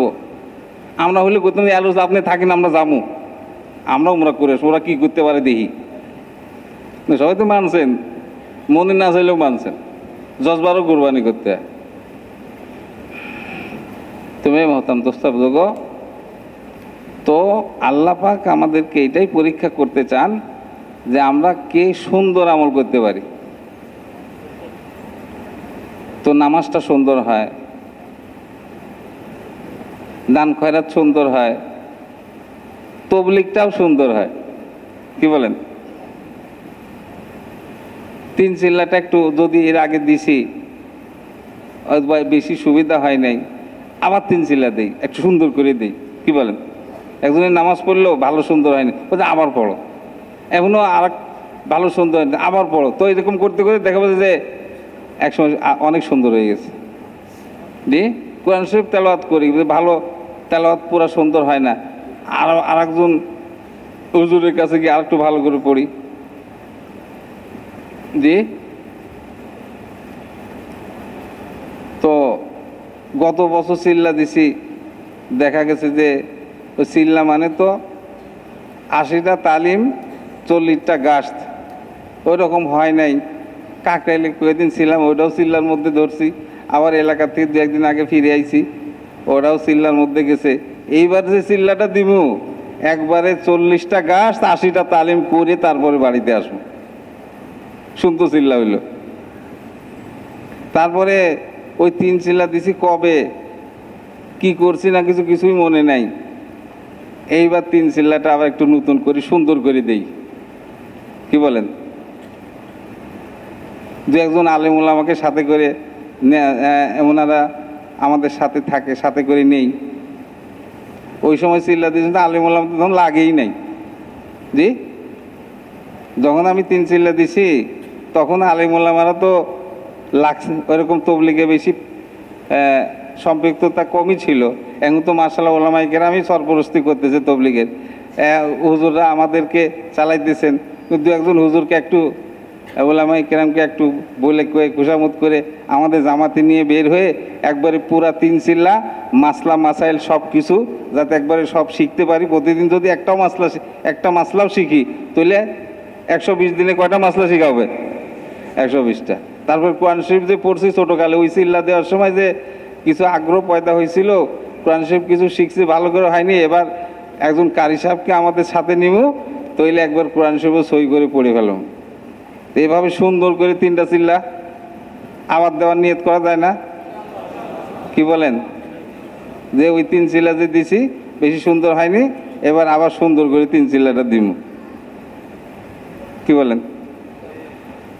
আমাদের এক সাথী বেচারা অনেক আগে 3 চিল্লা দিছে। তো ওই যে বেচারা ছিল, ওই স্বাস্থ্য বিভাগে চাকরি করতো সরকারি, মানে 4 মাস লাগাবে কিন্তু ছুটি দেয় না। ছুটি 4 মাস, উনি স্বাস্থ্য সহকারী ছিল, ছুটি দেবে না, কোনো ফাঁকি নাই। ছুটির কথা কইলে কিন্তু আপনি চলে কাজ করবে কে? আপনি একটা এলাকায় দায়িত্ব পালন করেন, আপনি চলে গেলে ওখানে চিকিৎসার দায়িত্ব কে নেবে? তো বেচারা আবার একটু চালাক চতুর লোক ছিল, তো সরকারি নিয়ম কানুন ঘাটাঘাটি করা শুরু করছে। ঘাটাঘাটি করতে করতে দেখে যে সরকারি নিয়ম আছে যে কোনো কর্মচারী বা কর্মকর্তা যদি 120 দিন ট্যুর করতে চায় জ্ঞান অর্জন করার জন্য, তো তাকে ছুটি দেওয়া হবে। এই নিয়ম বাইর করে ও স্যারে দেখাইছে। আচ্ছা তাই নাকি? তখন ছুটি দিয়ে দিয়েছে, 4 মাসের ছুটি নিয়ে চলে এসেছে। তারপরে এই যে ইজতেমা গেল না, এই ইজতেমার আগে উনি 4 মাসের জন্য, আবার 4 মাসের জন্য বাইরে হয়েছে। এছাড়া পারে না। আমাকে বলল যে একটা, মানে আমার একটু বিছনা টিছনার সহযোগিতা করতে পারে এরকম একজন লোক হইলে কিন্তু চলতে পারি না, তবে আমি আবার 3 চিল্লা দিতে চাচ্ছি। তো 3 চিল্লা দিয়ে বাড়িতে গেছে। বাড়ির থেকে আমার ফোন দিছে যে আমার তো শরীরটা ভালো না, সামনের ইজতেমায় আর আসতে পারি কি না পারি, এই ইজতেমায় একটু আমি যে কোনোভাবেই আসতে চাচ্ছি। আমাদের ঠিক আছে, আসেন, কোনো অসুবিধা দেখা যাবে না। তো বেচারা এই ইজতেমায়ও আইছে, তাহলে ইজতেমার আগে 3 চিল্লা আবার দিছে, ইজতেমা করে বাড়িতে গেছে, রোজার 2-3 দিন আগে ইন্তেকাল হয়ে গেছে। তা আমি দেখতে গেছি, ও যাইতে তাড়াহুড়া সময়ই লাগছে, তো এই জানাজার আগে পৌঁছাইছি, তো দেখি যে চেহারা জীবিত অবস্থায় যেরকম ছিল তার চেয়ে অনেক ফুটফুটে এবং সুন্দর চেহারা গেছে। মোহতারাম দর্শক, এজন্য 3 চিল্লা আগে এতদিন প্রত্যেক বছর 1 চিল্লা দিতাম, এখন প্রত্যেক বছর 3 চিল্লার নিয়ত করতে হবে। কি বলেন? কারণ যে ওই দেখেন না, অনেক ট্যাবলেট ক্যাপসুলই আগে যে পাওয়ারে কাজ করতো এখন পাওয়ার বেশি লাগে। কি বলেন? এমজি বেশি লাগে। তা আগে 1 চিল্লা দিয়ে যা হইতো, এখন 3 চিল্লা দিয়ে ওইটা হবে আর কি। আর এটা তো আল্লাহ পাক আমাদেরকে দায়িত্ব দিয়েছেন, এই জন্যই আল্লাহ তাআলা আমাদেরকে শ্রেষ্ঠ উম্মত বলছেন। আর আল্লাহ তাআলা বলছেন যে ওই ব্যক্তির কথার চেয়ে ভালো কথার কার হইতে পারে সুন্দর, যে মানুষকে আল্লাহর দিকে ডাকে। তো আমরা যদি দুনিয়াতে জিম্মাদারি আদায় করি, তো দুনিয়াটা মূলত জিম্মাদারি আদায় করারই জায়গা। আল্লাহ পাক আমাদেরকে আখিরাতে ভোগ করার জন্য দিবেন। ওই যে ভোগ করার কথা বলা হলো না, সব চাইতে একবারে সুন্দর, একবারে উচ্চাঙ্গের জিনিস, বয়স উচ্চাঙ্গের, উচ্চতা উচ্চাঙ্গের, সুন্দর। তো ইউসুফ আলাইহিস সালামের সুন্দরের কথা শুনলেন না? আচ্ছা, আগের থেকেই তো জানেন কীরকম সুন্দর করে আল্লাহ তাআলা ওনারে বানিয়েছিলেন, অর্ধেক। তো এখন ওই জুলাইখার কাছে যখন আসছে,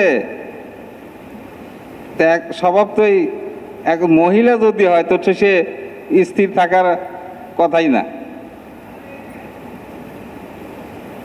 তো এখন আশেপাশে আলোচনা হচ্ছে, প্রতিবেশী তার ইউসুফ আলাইহিস সালামকে দেখে নাই, আর প্রতিবেশী মেয়েদের মধ্যে আলোচনা হচ্ছে যে জুলাইখা কেমন লোক, তার কৃতদাসের উপরে সেই রকম আসক্ত হয়ে গেল। জুলাইখা দেখলেন যে এদেরকে তো আমি কথাই বুঝাইতে পারবো না, তো একটা পার্টির ব্যবস্থা করলেন, মানে একটা ধরেন না দাওয়াতের ব্যবস্থা করলেন। আশেপাশের মেয়েদেরকে দাওয়াত দিলেন, ফাস্টফুডের দাওয়াত দিছে, নাস্তার দাওয়াত দিছে। একবারে বড় হল রুম, লাইন ধরে সবাই বসাইছে, সবার সামনে ফল টল ইত্যাদি দিয়েছে, সবাই একটা ছুরি দিয়েছে ফল টল কেটে খাওয়ার জন্য। ওদিকে ইউসুফ আলাইহিস সালামকে বলছেন যে তুমি খালি একটা বার ওই রুম থেকে বাইর হয়ে এই মহিলাগুলির তুমি একটা বার খালি চেহারাটা দেখাবে, বাস।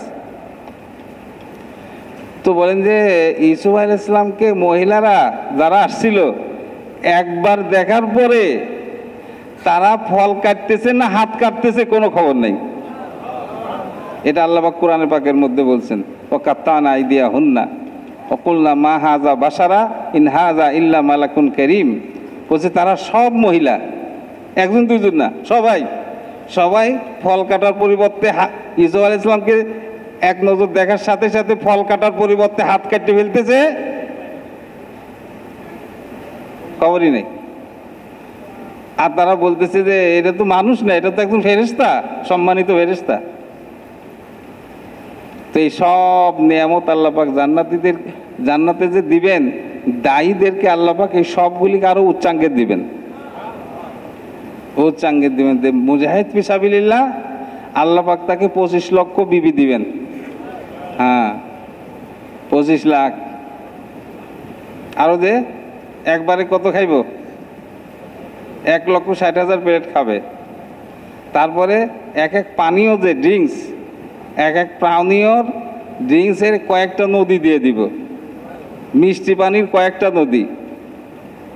আল্লাহ পাক দুনিয়াতে মদ খাইতে মানা করছেন, ওইখানে জান্নাতে মদের কয়েকটা নদী দিয়ে দিব। তারপরে মধুর কয়েকটা নদী দিয়ে দিব। তারপরে ওই দুধের কয়েকটা নদী দিয়ে একজনকে। তো দুনিয়ার নদীগুলি তো নিচ দিয়ে চলে, জান্নাতের নদীগুলি উপর দিয়ে চলবে। দুনিয়ার গাছ নিচে, কাণ্ড নিচের দিকে, ডালপালা ফল উপরের দিকে, জান্নাতের গাছগুলি কাণ্ড উপরের দিকে, গোড়া উপরের দিকে, ফল ডাল শাখা প্রশাখা নিচের দিকে। এই সব দিবেন আরো উচ্চাঙ্গের সাথে। যদি আমরা এই আল্লাহ পাকের কাজটা করি, আল্লাহ পাকের কর্মী হই, ওয়ার্কার, কার ওয়ার্কার? আল্লাহ পাকের ওয়ার্কার, আল্লাহর কর্মী। আল্লাহ পাক মানুষকে জান্নাতের দিকে ডাকেন, আমরাও মানুষকে জান্নাতের দিকে ডাকবো, আল্লাহর কর্মী। তো আল্লাহর কর্মী হইলে, আল্লাহর ওয়ার্কার হইলে কি আল্লাহ ঠকাইব? আমাদের মৌলানা আশরাফ আলী সাহেব রহমতুল্লাহ বলতেন, এটা ঠগের রাস্তা না, ঠগান রাস্তাই না, এটা জিতার রাস্তা। নবী রসুল কোন ঠগেন নাই, সাহাবাই কেরাম ঠগেন নাই, আল্লাহওয়ালারা ঠগেন নাই, আমরাও ঠকবো না। ঠগার রাস্তাই না, এটা জিতার রাস্তা, জিতে যাবো।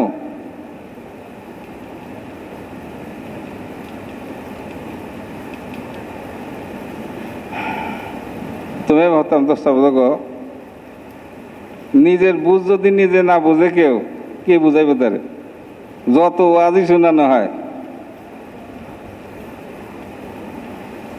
তো ওয়াজ কোনো কাজে ধরে না, নিজেরটাই বুঝে। এই জন্য চিটাগের মধ্যে একটা কথা কয়, চট্টগ্রামের কেউ আছেন নাকি এখানে? চট্টগ্রামের কেউ আছে? টুঙ্গি এলাকায় চট্টগ্রামের কেউ থাকে না? হ্যাঁ, চট্টগ্রামে একটা কথা কয় যে ন বুঝে মনে মনে তারে বুঝাতে পারে কোনে, যে নিজে নিজে বোঝে না তারে কে বুঝাইতে পারবে? এজন্য সবচেয়ে উত্তম তশকিল কোনটা? নিজের তশকিলটা নিজে করা। না, আমার তশকিলটা যদি আমি নিজে না করি, হুজুর আপনি যা করবেন কয়ে যান, আমি তো আমার অবস্থার উপরেই আছি, তাহলে তার হইল না। দিলটাকেও বলছেন, দিলটা খালি করে বসতে হবে, যে আমি কিছুই জানি না, যেভাবে তাকাজা হয় আমি তৈরি। হাদিসে পাকের মধ্যে আসছে যে এক জামানা এরকম আসবে যে কথা বেশি হবে, কাম কমে যাবে, আমল কমে যাবে। এক সুরুল কৌল ও এক জুনুল আমল, কথা অনেক। আমি নিজেও তুখার বয়ান দিতে পারি, 6 নম্বর একবারে কয়েক ঘন্টা কইতে পারি, কথা কথা ধরে, 6 নম্বর আমার মধ্যেই নেই। হযরত রহমতুল্লাহ বলছেন যে আমাদের মুজাকারা আমাদের আমলের জায়গা লয়ে নিছে।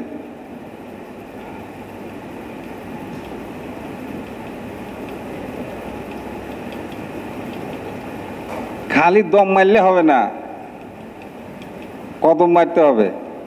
খালি কথার দ্বারা হবে না, কাজ করতে হবে। কাজ ছাড়া কথার কোনো মূল্য নেই। জি, আমারটা আমাকে করতে হবে।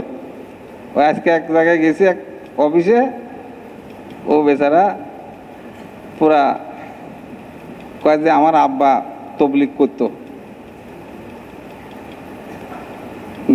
মাথার থেকে পা পর্যন্ত পুরা ইংরেজি বেশ আর কি, আমার আব্বা তবলিগ করতো।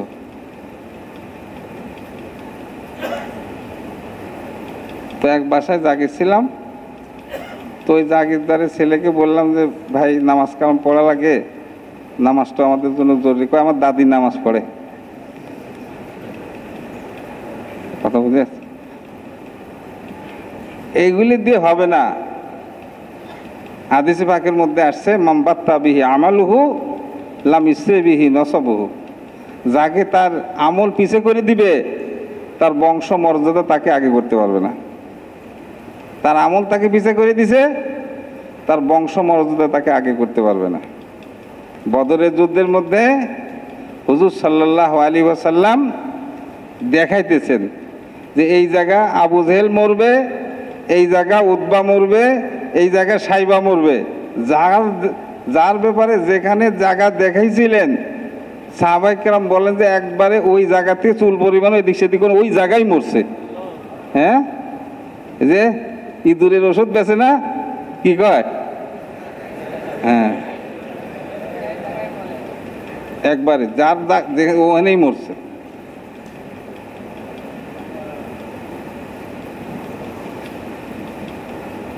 তুমি মহতাম দোস্তা বুঝো না, কাজ করতে হবে। এই জন্য প্রত্যেক বছর 4 মাস দেওয়ার নিয়ত করতে হবে। তো এটা ছিলাম ইনশাল্লাহ, ইনশাল্লাহ তো জোরেই কইলেন। আর যাদের 3 চেল্লা হয় নাই, খুব তাড়াতাড়ি 3 চেল্লা দিয়ে দিব। বলছে যে সবচেয়ে বেশি যে মানুষ জাহান্নামে যাবে সেটা হলো আমলকে বিলম্বিত করার জন্য। বিলম্ব, অনেকেই ওই ঈমান আনতে বিলম্ব করছে, তো ঈমান আনাই হয়নি, তারা চিরদিনের জন্য জাহান্নামে চলে। এই জন্য যদি জিজ্ঞাসা করে ভাই যে 3 চিল্লা হয়নি, 3 চিল্লা দেওয়া দরকার, কেউ কইব না যে যাব না। একজনও যদি কয়েক হাজার আমরা আছি সাথী, একজনও বলবেন হুজুর যাব না। সবাই কি করবে, হুজুর পরে যাবো। এই পর পর করতে করতে অনেকে কবরে চলে যায়, তাও শেষ হয় না। এই জন্য নিয়ত করা যায় না ভাই, যাদের 3 চিল্লা হয় নাই, একটু যদি খুব তাড়াতাড়ি ঈদও তো খাইলাম, কুরবানিও খাইলাম, জি আর কি বাকি আছে? আল্লাহ খাওয়াইব ইনশাল্লাহ। এই জন্য হিম্মত করে দাঁড়ান, দেখি যে আমি ইনশাল্লাহ খুব তাড়াতাড়ি আমি 3টা চিল্লা দিয়ে দেব। আর যারা 3 চিল্লা একবার দিয়েছি ওনারাও নিয়ত করি যে আমি সামনে প্রত্যেক বছর 3 চিল্লার নিয়ত করলাম, অমুক সময়ের থেকে আমি ইনশাল্লাহ 3 চিল্লার প্রথম চিল্লা বা 3 চিল্লার 2 মাস শুরু করে দেব। একটু দাঁড়ান দেখি। জি, অনুভাবে প্রত্যেক বছর যদি 3 চিল্লা দেওয়ার টাকা যা পুরা করি, তাহলে বিদেশে যাওয়ার টাকা যা পুরা হয়ে যাবে। প্রত্যেক বছর 3 চিল্লা দিছি, এক বছর বিদেশে চলে গেলাম। জি কি বলেন?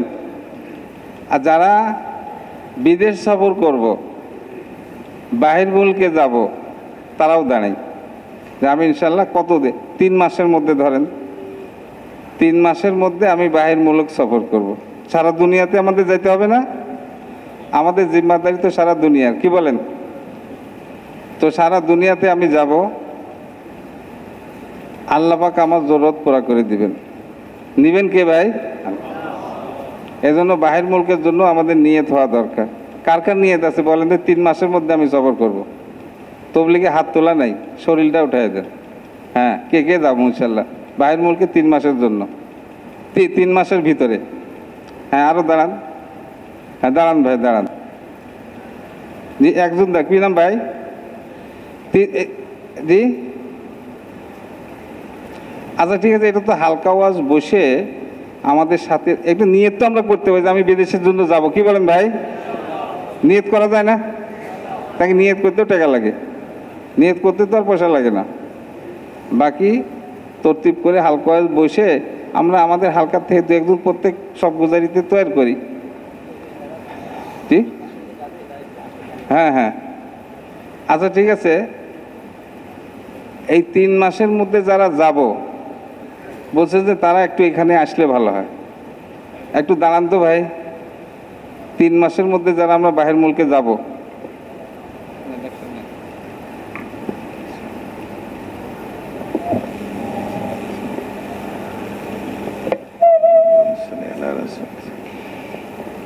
ভাই আল্লাহ পাকে শুকরিয়া আদায় করি, আলহামদুলিল্লাহ। আমাদের একটা মাসওয়ারা আছে ভাই, কেউ উঠে না করবে মেহরবানি করে, যারা উঠতে চায় একটু পা ধরলে বসে যাবে। হ্যাঁ, যে আমাদের একটা সিদ্ধান্ত হয়েছে টঙ্গী এলাকার, যেটা আমরা টঙ্গী সবগুজের আওতায় আমাদের 50টার মতো হালকা আছে।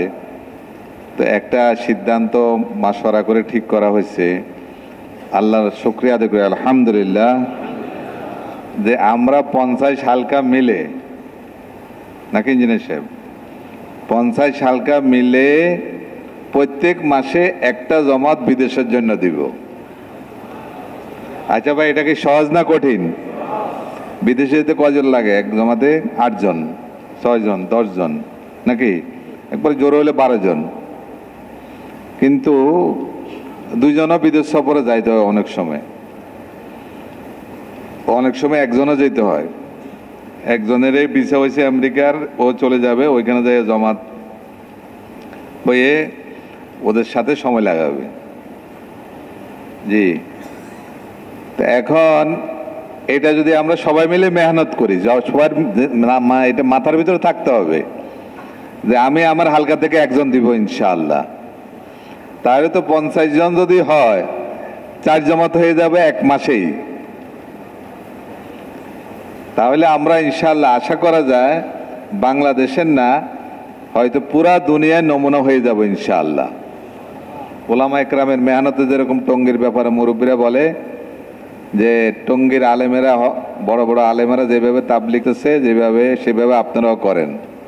অন্য ডিস্ট্রিক্টকে বলে টঙ্গীর আলেমদেরকে নিয়ে যান, আকেবের ওলামাদেরকে নিয়ে যান, তো একসময় এরকম বলুক, আমরা কি এটা চাইনি যে টঙ্গিওয়ালারা যেরকম বিদেশের জন্য মেহনত করতেছে আমরা এরকম বিভিন্ন দৃষ্টিগোলারা করি? এটা আমরা চাই কিনা ভাই? ইনশাআল্লাহ কারা কারা চাই দেখি, কারা কারা চাই? আমরা সবাই চাই। আল্লাহ কবুল ফরমান। লাভ কি হবে এটা শুনে তারপরে আমরা একটু আপস মজাকার লাভ কি হবে। মাশাআল্লাহ আজকে সব গুজারিতে তো ওয়াল পর্যন্ত যায় না এখনো, না? কতটুকু গ্যাপ আছে দেখেন তো, ওয়াল পর্যন্ত কয় ফিট গ্যাপ আছে ভাই? এখন একটু গ্যাপ আছে। জি, এটা গ্যাপটা পুরা করার জন্য একটা রাস্তা আছে, বলবো? আর ভাই বলবো কিনা? জি, গ্যাপ পুরা করার যেটা নাম সেটারে বলে সব গুজারের মেহনত। কি বলে? সব গুজারির একটা হলো সব গুজারিতে আসা, এটাকে বলে সব গুজারি। সব গুজারি কাকে বলে? আসরের বয়ান। কিসের বয়ান? মাগরিবের বয়ান। কি? হায়াতুস সাহাবা। কয়টা হইলো? রাত্রে দোয়া কান্নাকাটি। কয়টা হইলো? আরে সুবহানাল্লাহ, সিভিল এভিয়েশনের মুয়াজ্জিন হিসাব চলে আসছে বেলাল, আল্লাহ কবুল ফরমান। সিভিল এভিয়েশনে ফারুক সাহেব আসছে না ডিউটিতে? কই ফারুক সাহেব কই? আল্লাহ কবুল ফরমান, মাশাআল্লাহ। হ্যাঁ, তাহলে একটা হলো সব গুজারি নাকি? নিজে নিজে আসা, নিজে প্লেট, আপনা বর্তন। আমরা একজন ছিল ফজলে এলাহি রহমতুল্লাহ আলাই, কাকরাইলে উনি আসলেই সৌদি আরব থাকতেন, ফজরের বয়ান 1 মাস থাকলে 1 মাসে উনি ফজরের বয়ান করতেন। দেখছেন কিনা আপনারা? ইঞ্জিনিয়ার দেখেননি? ফজলে এলাহি, ফজলে এলাহি সে বলে এরকম, ওনারে এরকম আসতো, লাঠি একটা হাতে, মিম্বরে বসাই দিত, কি যে কথা বলতো আল্লাহ। তো উনি বলতো আপনা বর্তন, আপনারা বলার দরকার নেই, আমি মুখস্থ করি। আপনা বর্তন, আপনা বিস্তারা ले कर आसद से इशराक तक गुजारना, इसके नाम सब गुजारी। এটা কি হলো? বাংলা কি হলো? না না, প্রথমে কইছে আপনা বর্তন মানে কি? মানে কি? প্লেট, প্লেট, আপনা প্লেট, আপন প্লেট, নিজের প্লেট। আপনা বিস্তারা মানে কি? তাইলে বিছনা ছাড়া সব গুজারি হয়, হয় কি হয় না? তাইলে আমরা নিয়ত করি আজকে যারা আল্লাহ তৌফিক দিছে, বিছনা সহকারে কারা কারা আসছি দেখি? আল্লাহ শুকরিয়া দেখি, আলহামদুলিল্লাহ, কামিয়াব কামিয়াব, মাশাআল্লাহ, কবুল হয়ে গেছে টঙ্গী। আল্লাহ আপনি টঙ্গীকে পুরা আলমের জন্য ইমতিহাই কবুল ফরমান। আচ্ছা, বিছনা ছাড়া কারা কারা আসছি এটা হাত তোলার দরকার না, এটা হাত তুলবেন না, এইগুলি আমরা আল্লাহরে দেখাবো না। এই কথা যদি আকাশে উঠে যায়, এটা দায়ীদের জন্য। ঘরে থাকা বৃহস্পতিবার রাত্রে কোনো এক সময় যদি ঘরে থাকে কোনো তবলিগওয়ালা, তো আশেপাশের মহিলারা ওই দিন বৃহস্পতিবার ওদের বাসায় আসে, যদি শুনে ভাইজান, ওরা ভদ্রবাবু বলে ভাইজান আজকে ঘরের ভিতরে আসে, লা হাওলা ওয়ালা, মানে এটা চিন্তাই করতে পারে না। আশেপাশের মহিলারা, আশেপাশের পুরুষেরা তবলিগ করে, 3 চিল্লা দিছে, 3 দিন লাগাইছে, যার নাম তবলিগের খাতায় উঠে গেছে, এই লোকটা যদি হালাল খায়, কাউরে কষ্ট না দেয়, সব কাজ সুন্নত তরিকায় করে, বাড়ি বাড়ি দৌড়াদৌড়ি করে, যেদিন মারা যাবে নবী এবং সাহাবা ওলামাদের সাথে জান্নাতে ঢুকাই দেওয়া হবে, কেউ তারা ধরে রাখতে। এর নাম তবলিগওয়ালা। কিন্তু এত ঢিল্লাঢালা চললে হবে না, হালাল খাওয়া শর্ত কিন্তু। তাইলে এটা নিয়ত করা যায়, আজকে আমরা যারা, আমরা এটা হাত তুলব না, কিন্তু আজকে যারা বিছনা ছাড়া আসছি, আগামী সপ্তাহে বিছনা ছাড়া সহকারে আসবো ইনশাআল্লাহ। তাহলে পুরা মজমা আমরা এখন একসাথে হাত তুলতে পারি যা সবাই আগামী সপ্তাহে বিছনা সহকারে ইনশাআল্লাহ সব গুজারি করবো ইনশাআল্লাহ। কারা কারা দেখে ইনশাআল্লাহ, কোনো হাত বাকি নেই। আল্লাহ কবুল ফরমান। হয়ে গেল, এটাকে বলে সব গুজারি। আপনার বিস্তন, আপনার বিছনা বেডিং লে কর, বাংলা হলো নিয়ে, আসর থেকে ইশরাক পর্যন্ত থাকা, এটা হলো সব গুজারি। কিন্তু উনি সব গুজারি নেকি পাবে? সবাই যত নেকি ওনারা আল্লাহ অত নেকি দান করবে, কিন্তু কেয়ামত পর্যন্ত নেকি পাবে না। কেয়ামত পর্যন্ত এই সব গুজারি যদি আল্লাহ রাখে, নেকি ওরা পাবে যারা বাড়ি বাড়ি, দোকান দোকান, গলি গলি গিয়ে মানুষের হাতে পায়ে ধরে পুরা সপ্তাহ মেহনত করে এই সব গুজারি নিয়ে আসে, রান্না বান্না করে, 4-5 জনের রান্না করে, অথবা 20-30 জন 100 পথে রান্না বান্না করে। এখন বেশি হওয়াতে হলো আগের মতো জমাত আকারে আসা আর কি, 3 দিনের জমাতের মতো। আগে কম ছিল, এই জন্য বলতে একজন আসবে, প্লেট খানা নিয়ে আসবে, বিছনারা নিয়ে আসবে। বুঝা গেছে ভাই? তো মেহনতকারীকে কি দেওয়া হবে? এই সব গুজারির নেকি কিয়ামত পর্যন্ত যত লোক টঙ্গীতে সব গুজারি করবে, এবং টঙ্গীতে যে সবচেয়ে বেশি সব গুজারি 10,000 প্রথমে, তারপরে 50,000। এই কথা যত জায়গায় যাবে, যত ডিস্ট্রিক্টে যাবে, যত দেশে যাবে, এখন মনে হয় আমাদের দেশে এক জায়গায় 20,000 হয়, 20,000 হয় সব গুজারি এক মসজিদে। এটারে মক্কি মসজিদ বলে, আগে ছিল মাদানী মসজিদ, 2টা মসজিদ এখানে, পাশের দেশে আমাদের। জি, কিন্তু এর উপরে আমরা যাব ইনশাআল্লাহ, নিয়ত করলাম তো ভাই ইনশাআল্লাহ। তাইলে সারা বিশ্বের নেকি, ওই দেশটার নাম বলতেছি না আর কি, বুঝে নিলে হবে। বুঝে গেছে যে এই কিয়ামত পর্যন্ত এবং সারা বিশ্বের সব গুজারি নেকি কাদেরকে দিবে? কাদেরকে দিবে? জি, যারা মেহনত করবে। যারা কি করবে? গাছের ফল কারা খায়? মেহনত যারা করে। আর না কারা খায়? জমির ফসল কারা খায়? চাকরির টাকা কারা খায়? সারা সপ্তাহে সারা মাসে অফিসে যায় না, সেরাই খায় নাকি? গেলে না না গেলে সবগুলো মেহনতের সাথে সম্পর্ক। তো ইনশাল্লাহ আমরা নিয়ত করি, তো একটা পরামর্শ করি। এখন পরামর্শ তো সকালে হবে ইনশাল্লাহ। একটা পরামর্শ হলো সব গুজারি পরামর্শ, সেটা হলো আমরা কি এখন একজন করে নিয়ে আসবো না 2 জন করে নিয়ে আসবো? মেহনত সারা সপ্তাহে মেহনত করে এদিকে একজন ধরলাম, এদিকে একজন ধরলাম, কজন হলো? আর একটা আছে বেশি সাহসী যারা, এদিকে কত হলো, এদিকে কত হলো? কোরআন শরীফে আছে 10-এ পুরা হয়, পরিপূর্ণ হয়ে যায়। উনি একজন মেহনতকারী, কজন হলো? এই 11 জনের রান্না বান্না করে নিয়ে যদি চলে আসে, আল্লাহু আকবার, তাহলে পাশের শেডও ভরে যাইব। পাশে আরেকটা শেড বানাইছে না, শেডও ভরে যাবে ইনশাআল্লাহ। তাহলে এখন বলেন তো, একজন করে আনবো না 2 জন করে আনবো? না না, রায় বলেন, রায় ভাই দিক থেকে বলেন। ভাই বলেন না, না এইভাবে না, ঠিক আছে।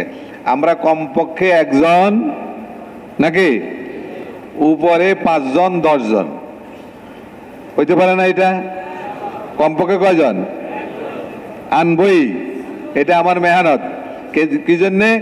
আরেকটা সুসংবাদ হলো, এখানে আসার পরে লোকটা যখন বসবে, বয়ান শোনার পরে, যে মাওলানা বয়ান করছে, এরা আজীবন কাকরাইল দিয়ে দিছে জিন্দেগি। এরা যা কথা বলে, উল্টা সিধা হোক, ভালো হোক, সোজা হোক, সব ভালো লাগে নাকি? ভালো লাগে কি লাগে না? জি, কারণ ওনাদের কোরবানি আমাদের থেকে বেশি, নাকি আমাদের কোরবানি বেশি? পুরা মাস ওরা কাকরাইল দিয়ে দিছে। আল্লাহ কেমনে যে থাকে আল্লাহই ভালো জানেন। মানে ওদের অভ্যাস হয়ে গেছে, এটাই তাদের কাজ বানায় নিছে। এসব লোকের কথা যখন শুনবে, বুঝা গেছে? উনি আসছে সব গুজারের জন্য, উনি সিদ্ধান্ত নিচ্ছে যে আমি সারা বিশ্ব সফর করব। আগে হজ করানোর টাকা ছিল, আমি হজ করব। আমি জাকাত দিতাম না, জাকাত দিব। আমার মেয়ের স্কুল থেকে নিয়ে এসে আমি ঘরে ঢুকাবো। এই যে মাল্লা জুবাই সাহেবের নাম শুনছেন না আপনারা? আরে শুনেন নাই? ওনার বাপ যেদিন তাবলিগে লাগছে, ওই দিন ওনার বোনকে হোলি ক্রস থেকে উঠাইয়া ঘরে নিয়ে আসছে, হাত দেয় নাই কিন্তু, আমি জানি। কিন্তু ওনার অনেক খানদানি লোক, কিন্তু সাধারণ ফ্যামিলির লোক না। কিন্তু উনি তখনও ফার্স্ট হয়েছে মাদ্রাসাতে। মালা জবাই সাহেব দামাত বারকাতুহু। কথা বোঝা গেছে ভাই? তাহলে এই সমস্ত নেকি, এই যে আসার পরে যতজনের এরকম পরিবর্তন হবে, হজের নেকি, জাকাতের নেকি, বলে আল্লাহ কতজন আলেমের লাভ। এক বলছে আমার ছেলেরা আলেম কেমনে বানাইছি জানেন? ওই যে এক বলছে আমি যে আলেম হয়েছি, আমার আব্বা তবলিগের বয়ানে বসছিল, বয়ান থেকে নিয়ত করছে আলেম বানাবে, আল্লাহ এই উসুল্লাহ আমাকে আলেম বানাইছেন। তো এখানে বয়ান শোনার পরে উনি আলেম বানানোর নিয়ত করছে। এই কিয়ামত পর্যন্ত এরকম নেকি অগণিত অসংখ্য নেকি স্রোতের মতো তার আমল নামে আসতে থাকবে, যে সব গুজারে মেহনত করবে। এটা এমন একটা কাম আছে, যদি সে ধরে, সে তবলিগ করার নিয়ত যদি করে আমি করব না, কিন্তু আল্লাহ তারে করাই দিবে, সেটা হলো সব গুজারের মেহনত। কি ভাই? তো কারা কারা নিয়ত করলাম ইনশাআল্লাহ? কমপক্ষে একজন, উপরে 10-20 জন নিয়ে আসবে, আল্লাহ কবুল ফরমান। এখন যার যার হালকাতে যায় ইনশাআল্লাহ, হালকাতে গিয়ে এই কথাগুলো মোজাকারা করে সিদ্ধান্ত নেই আমরা। হ্যাঁ ও ভাই, যে এতজন নিয়ে আসবে, 100, 200, 300 মহল্লাতে মেহনত করে উদ্যমের সাথে এত হলে সব গুজারি, আর করে সব গুজারি মেহনত। জি, আল্লাহ কবুল করুন।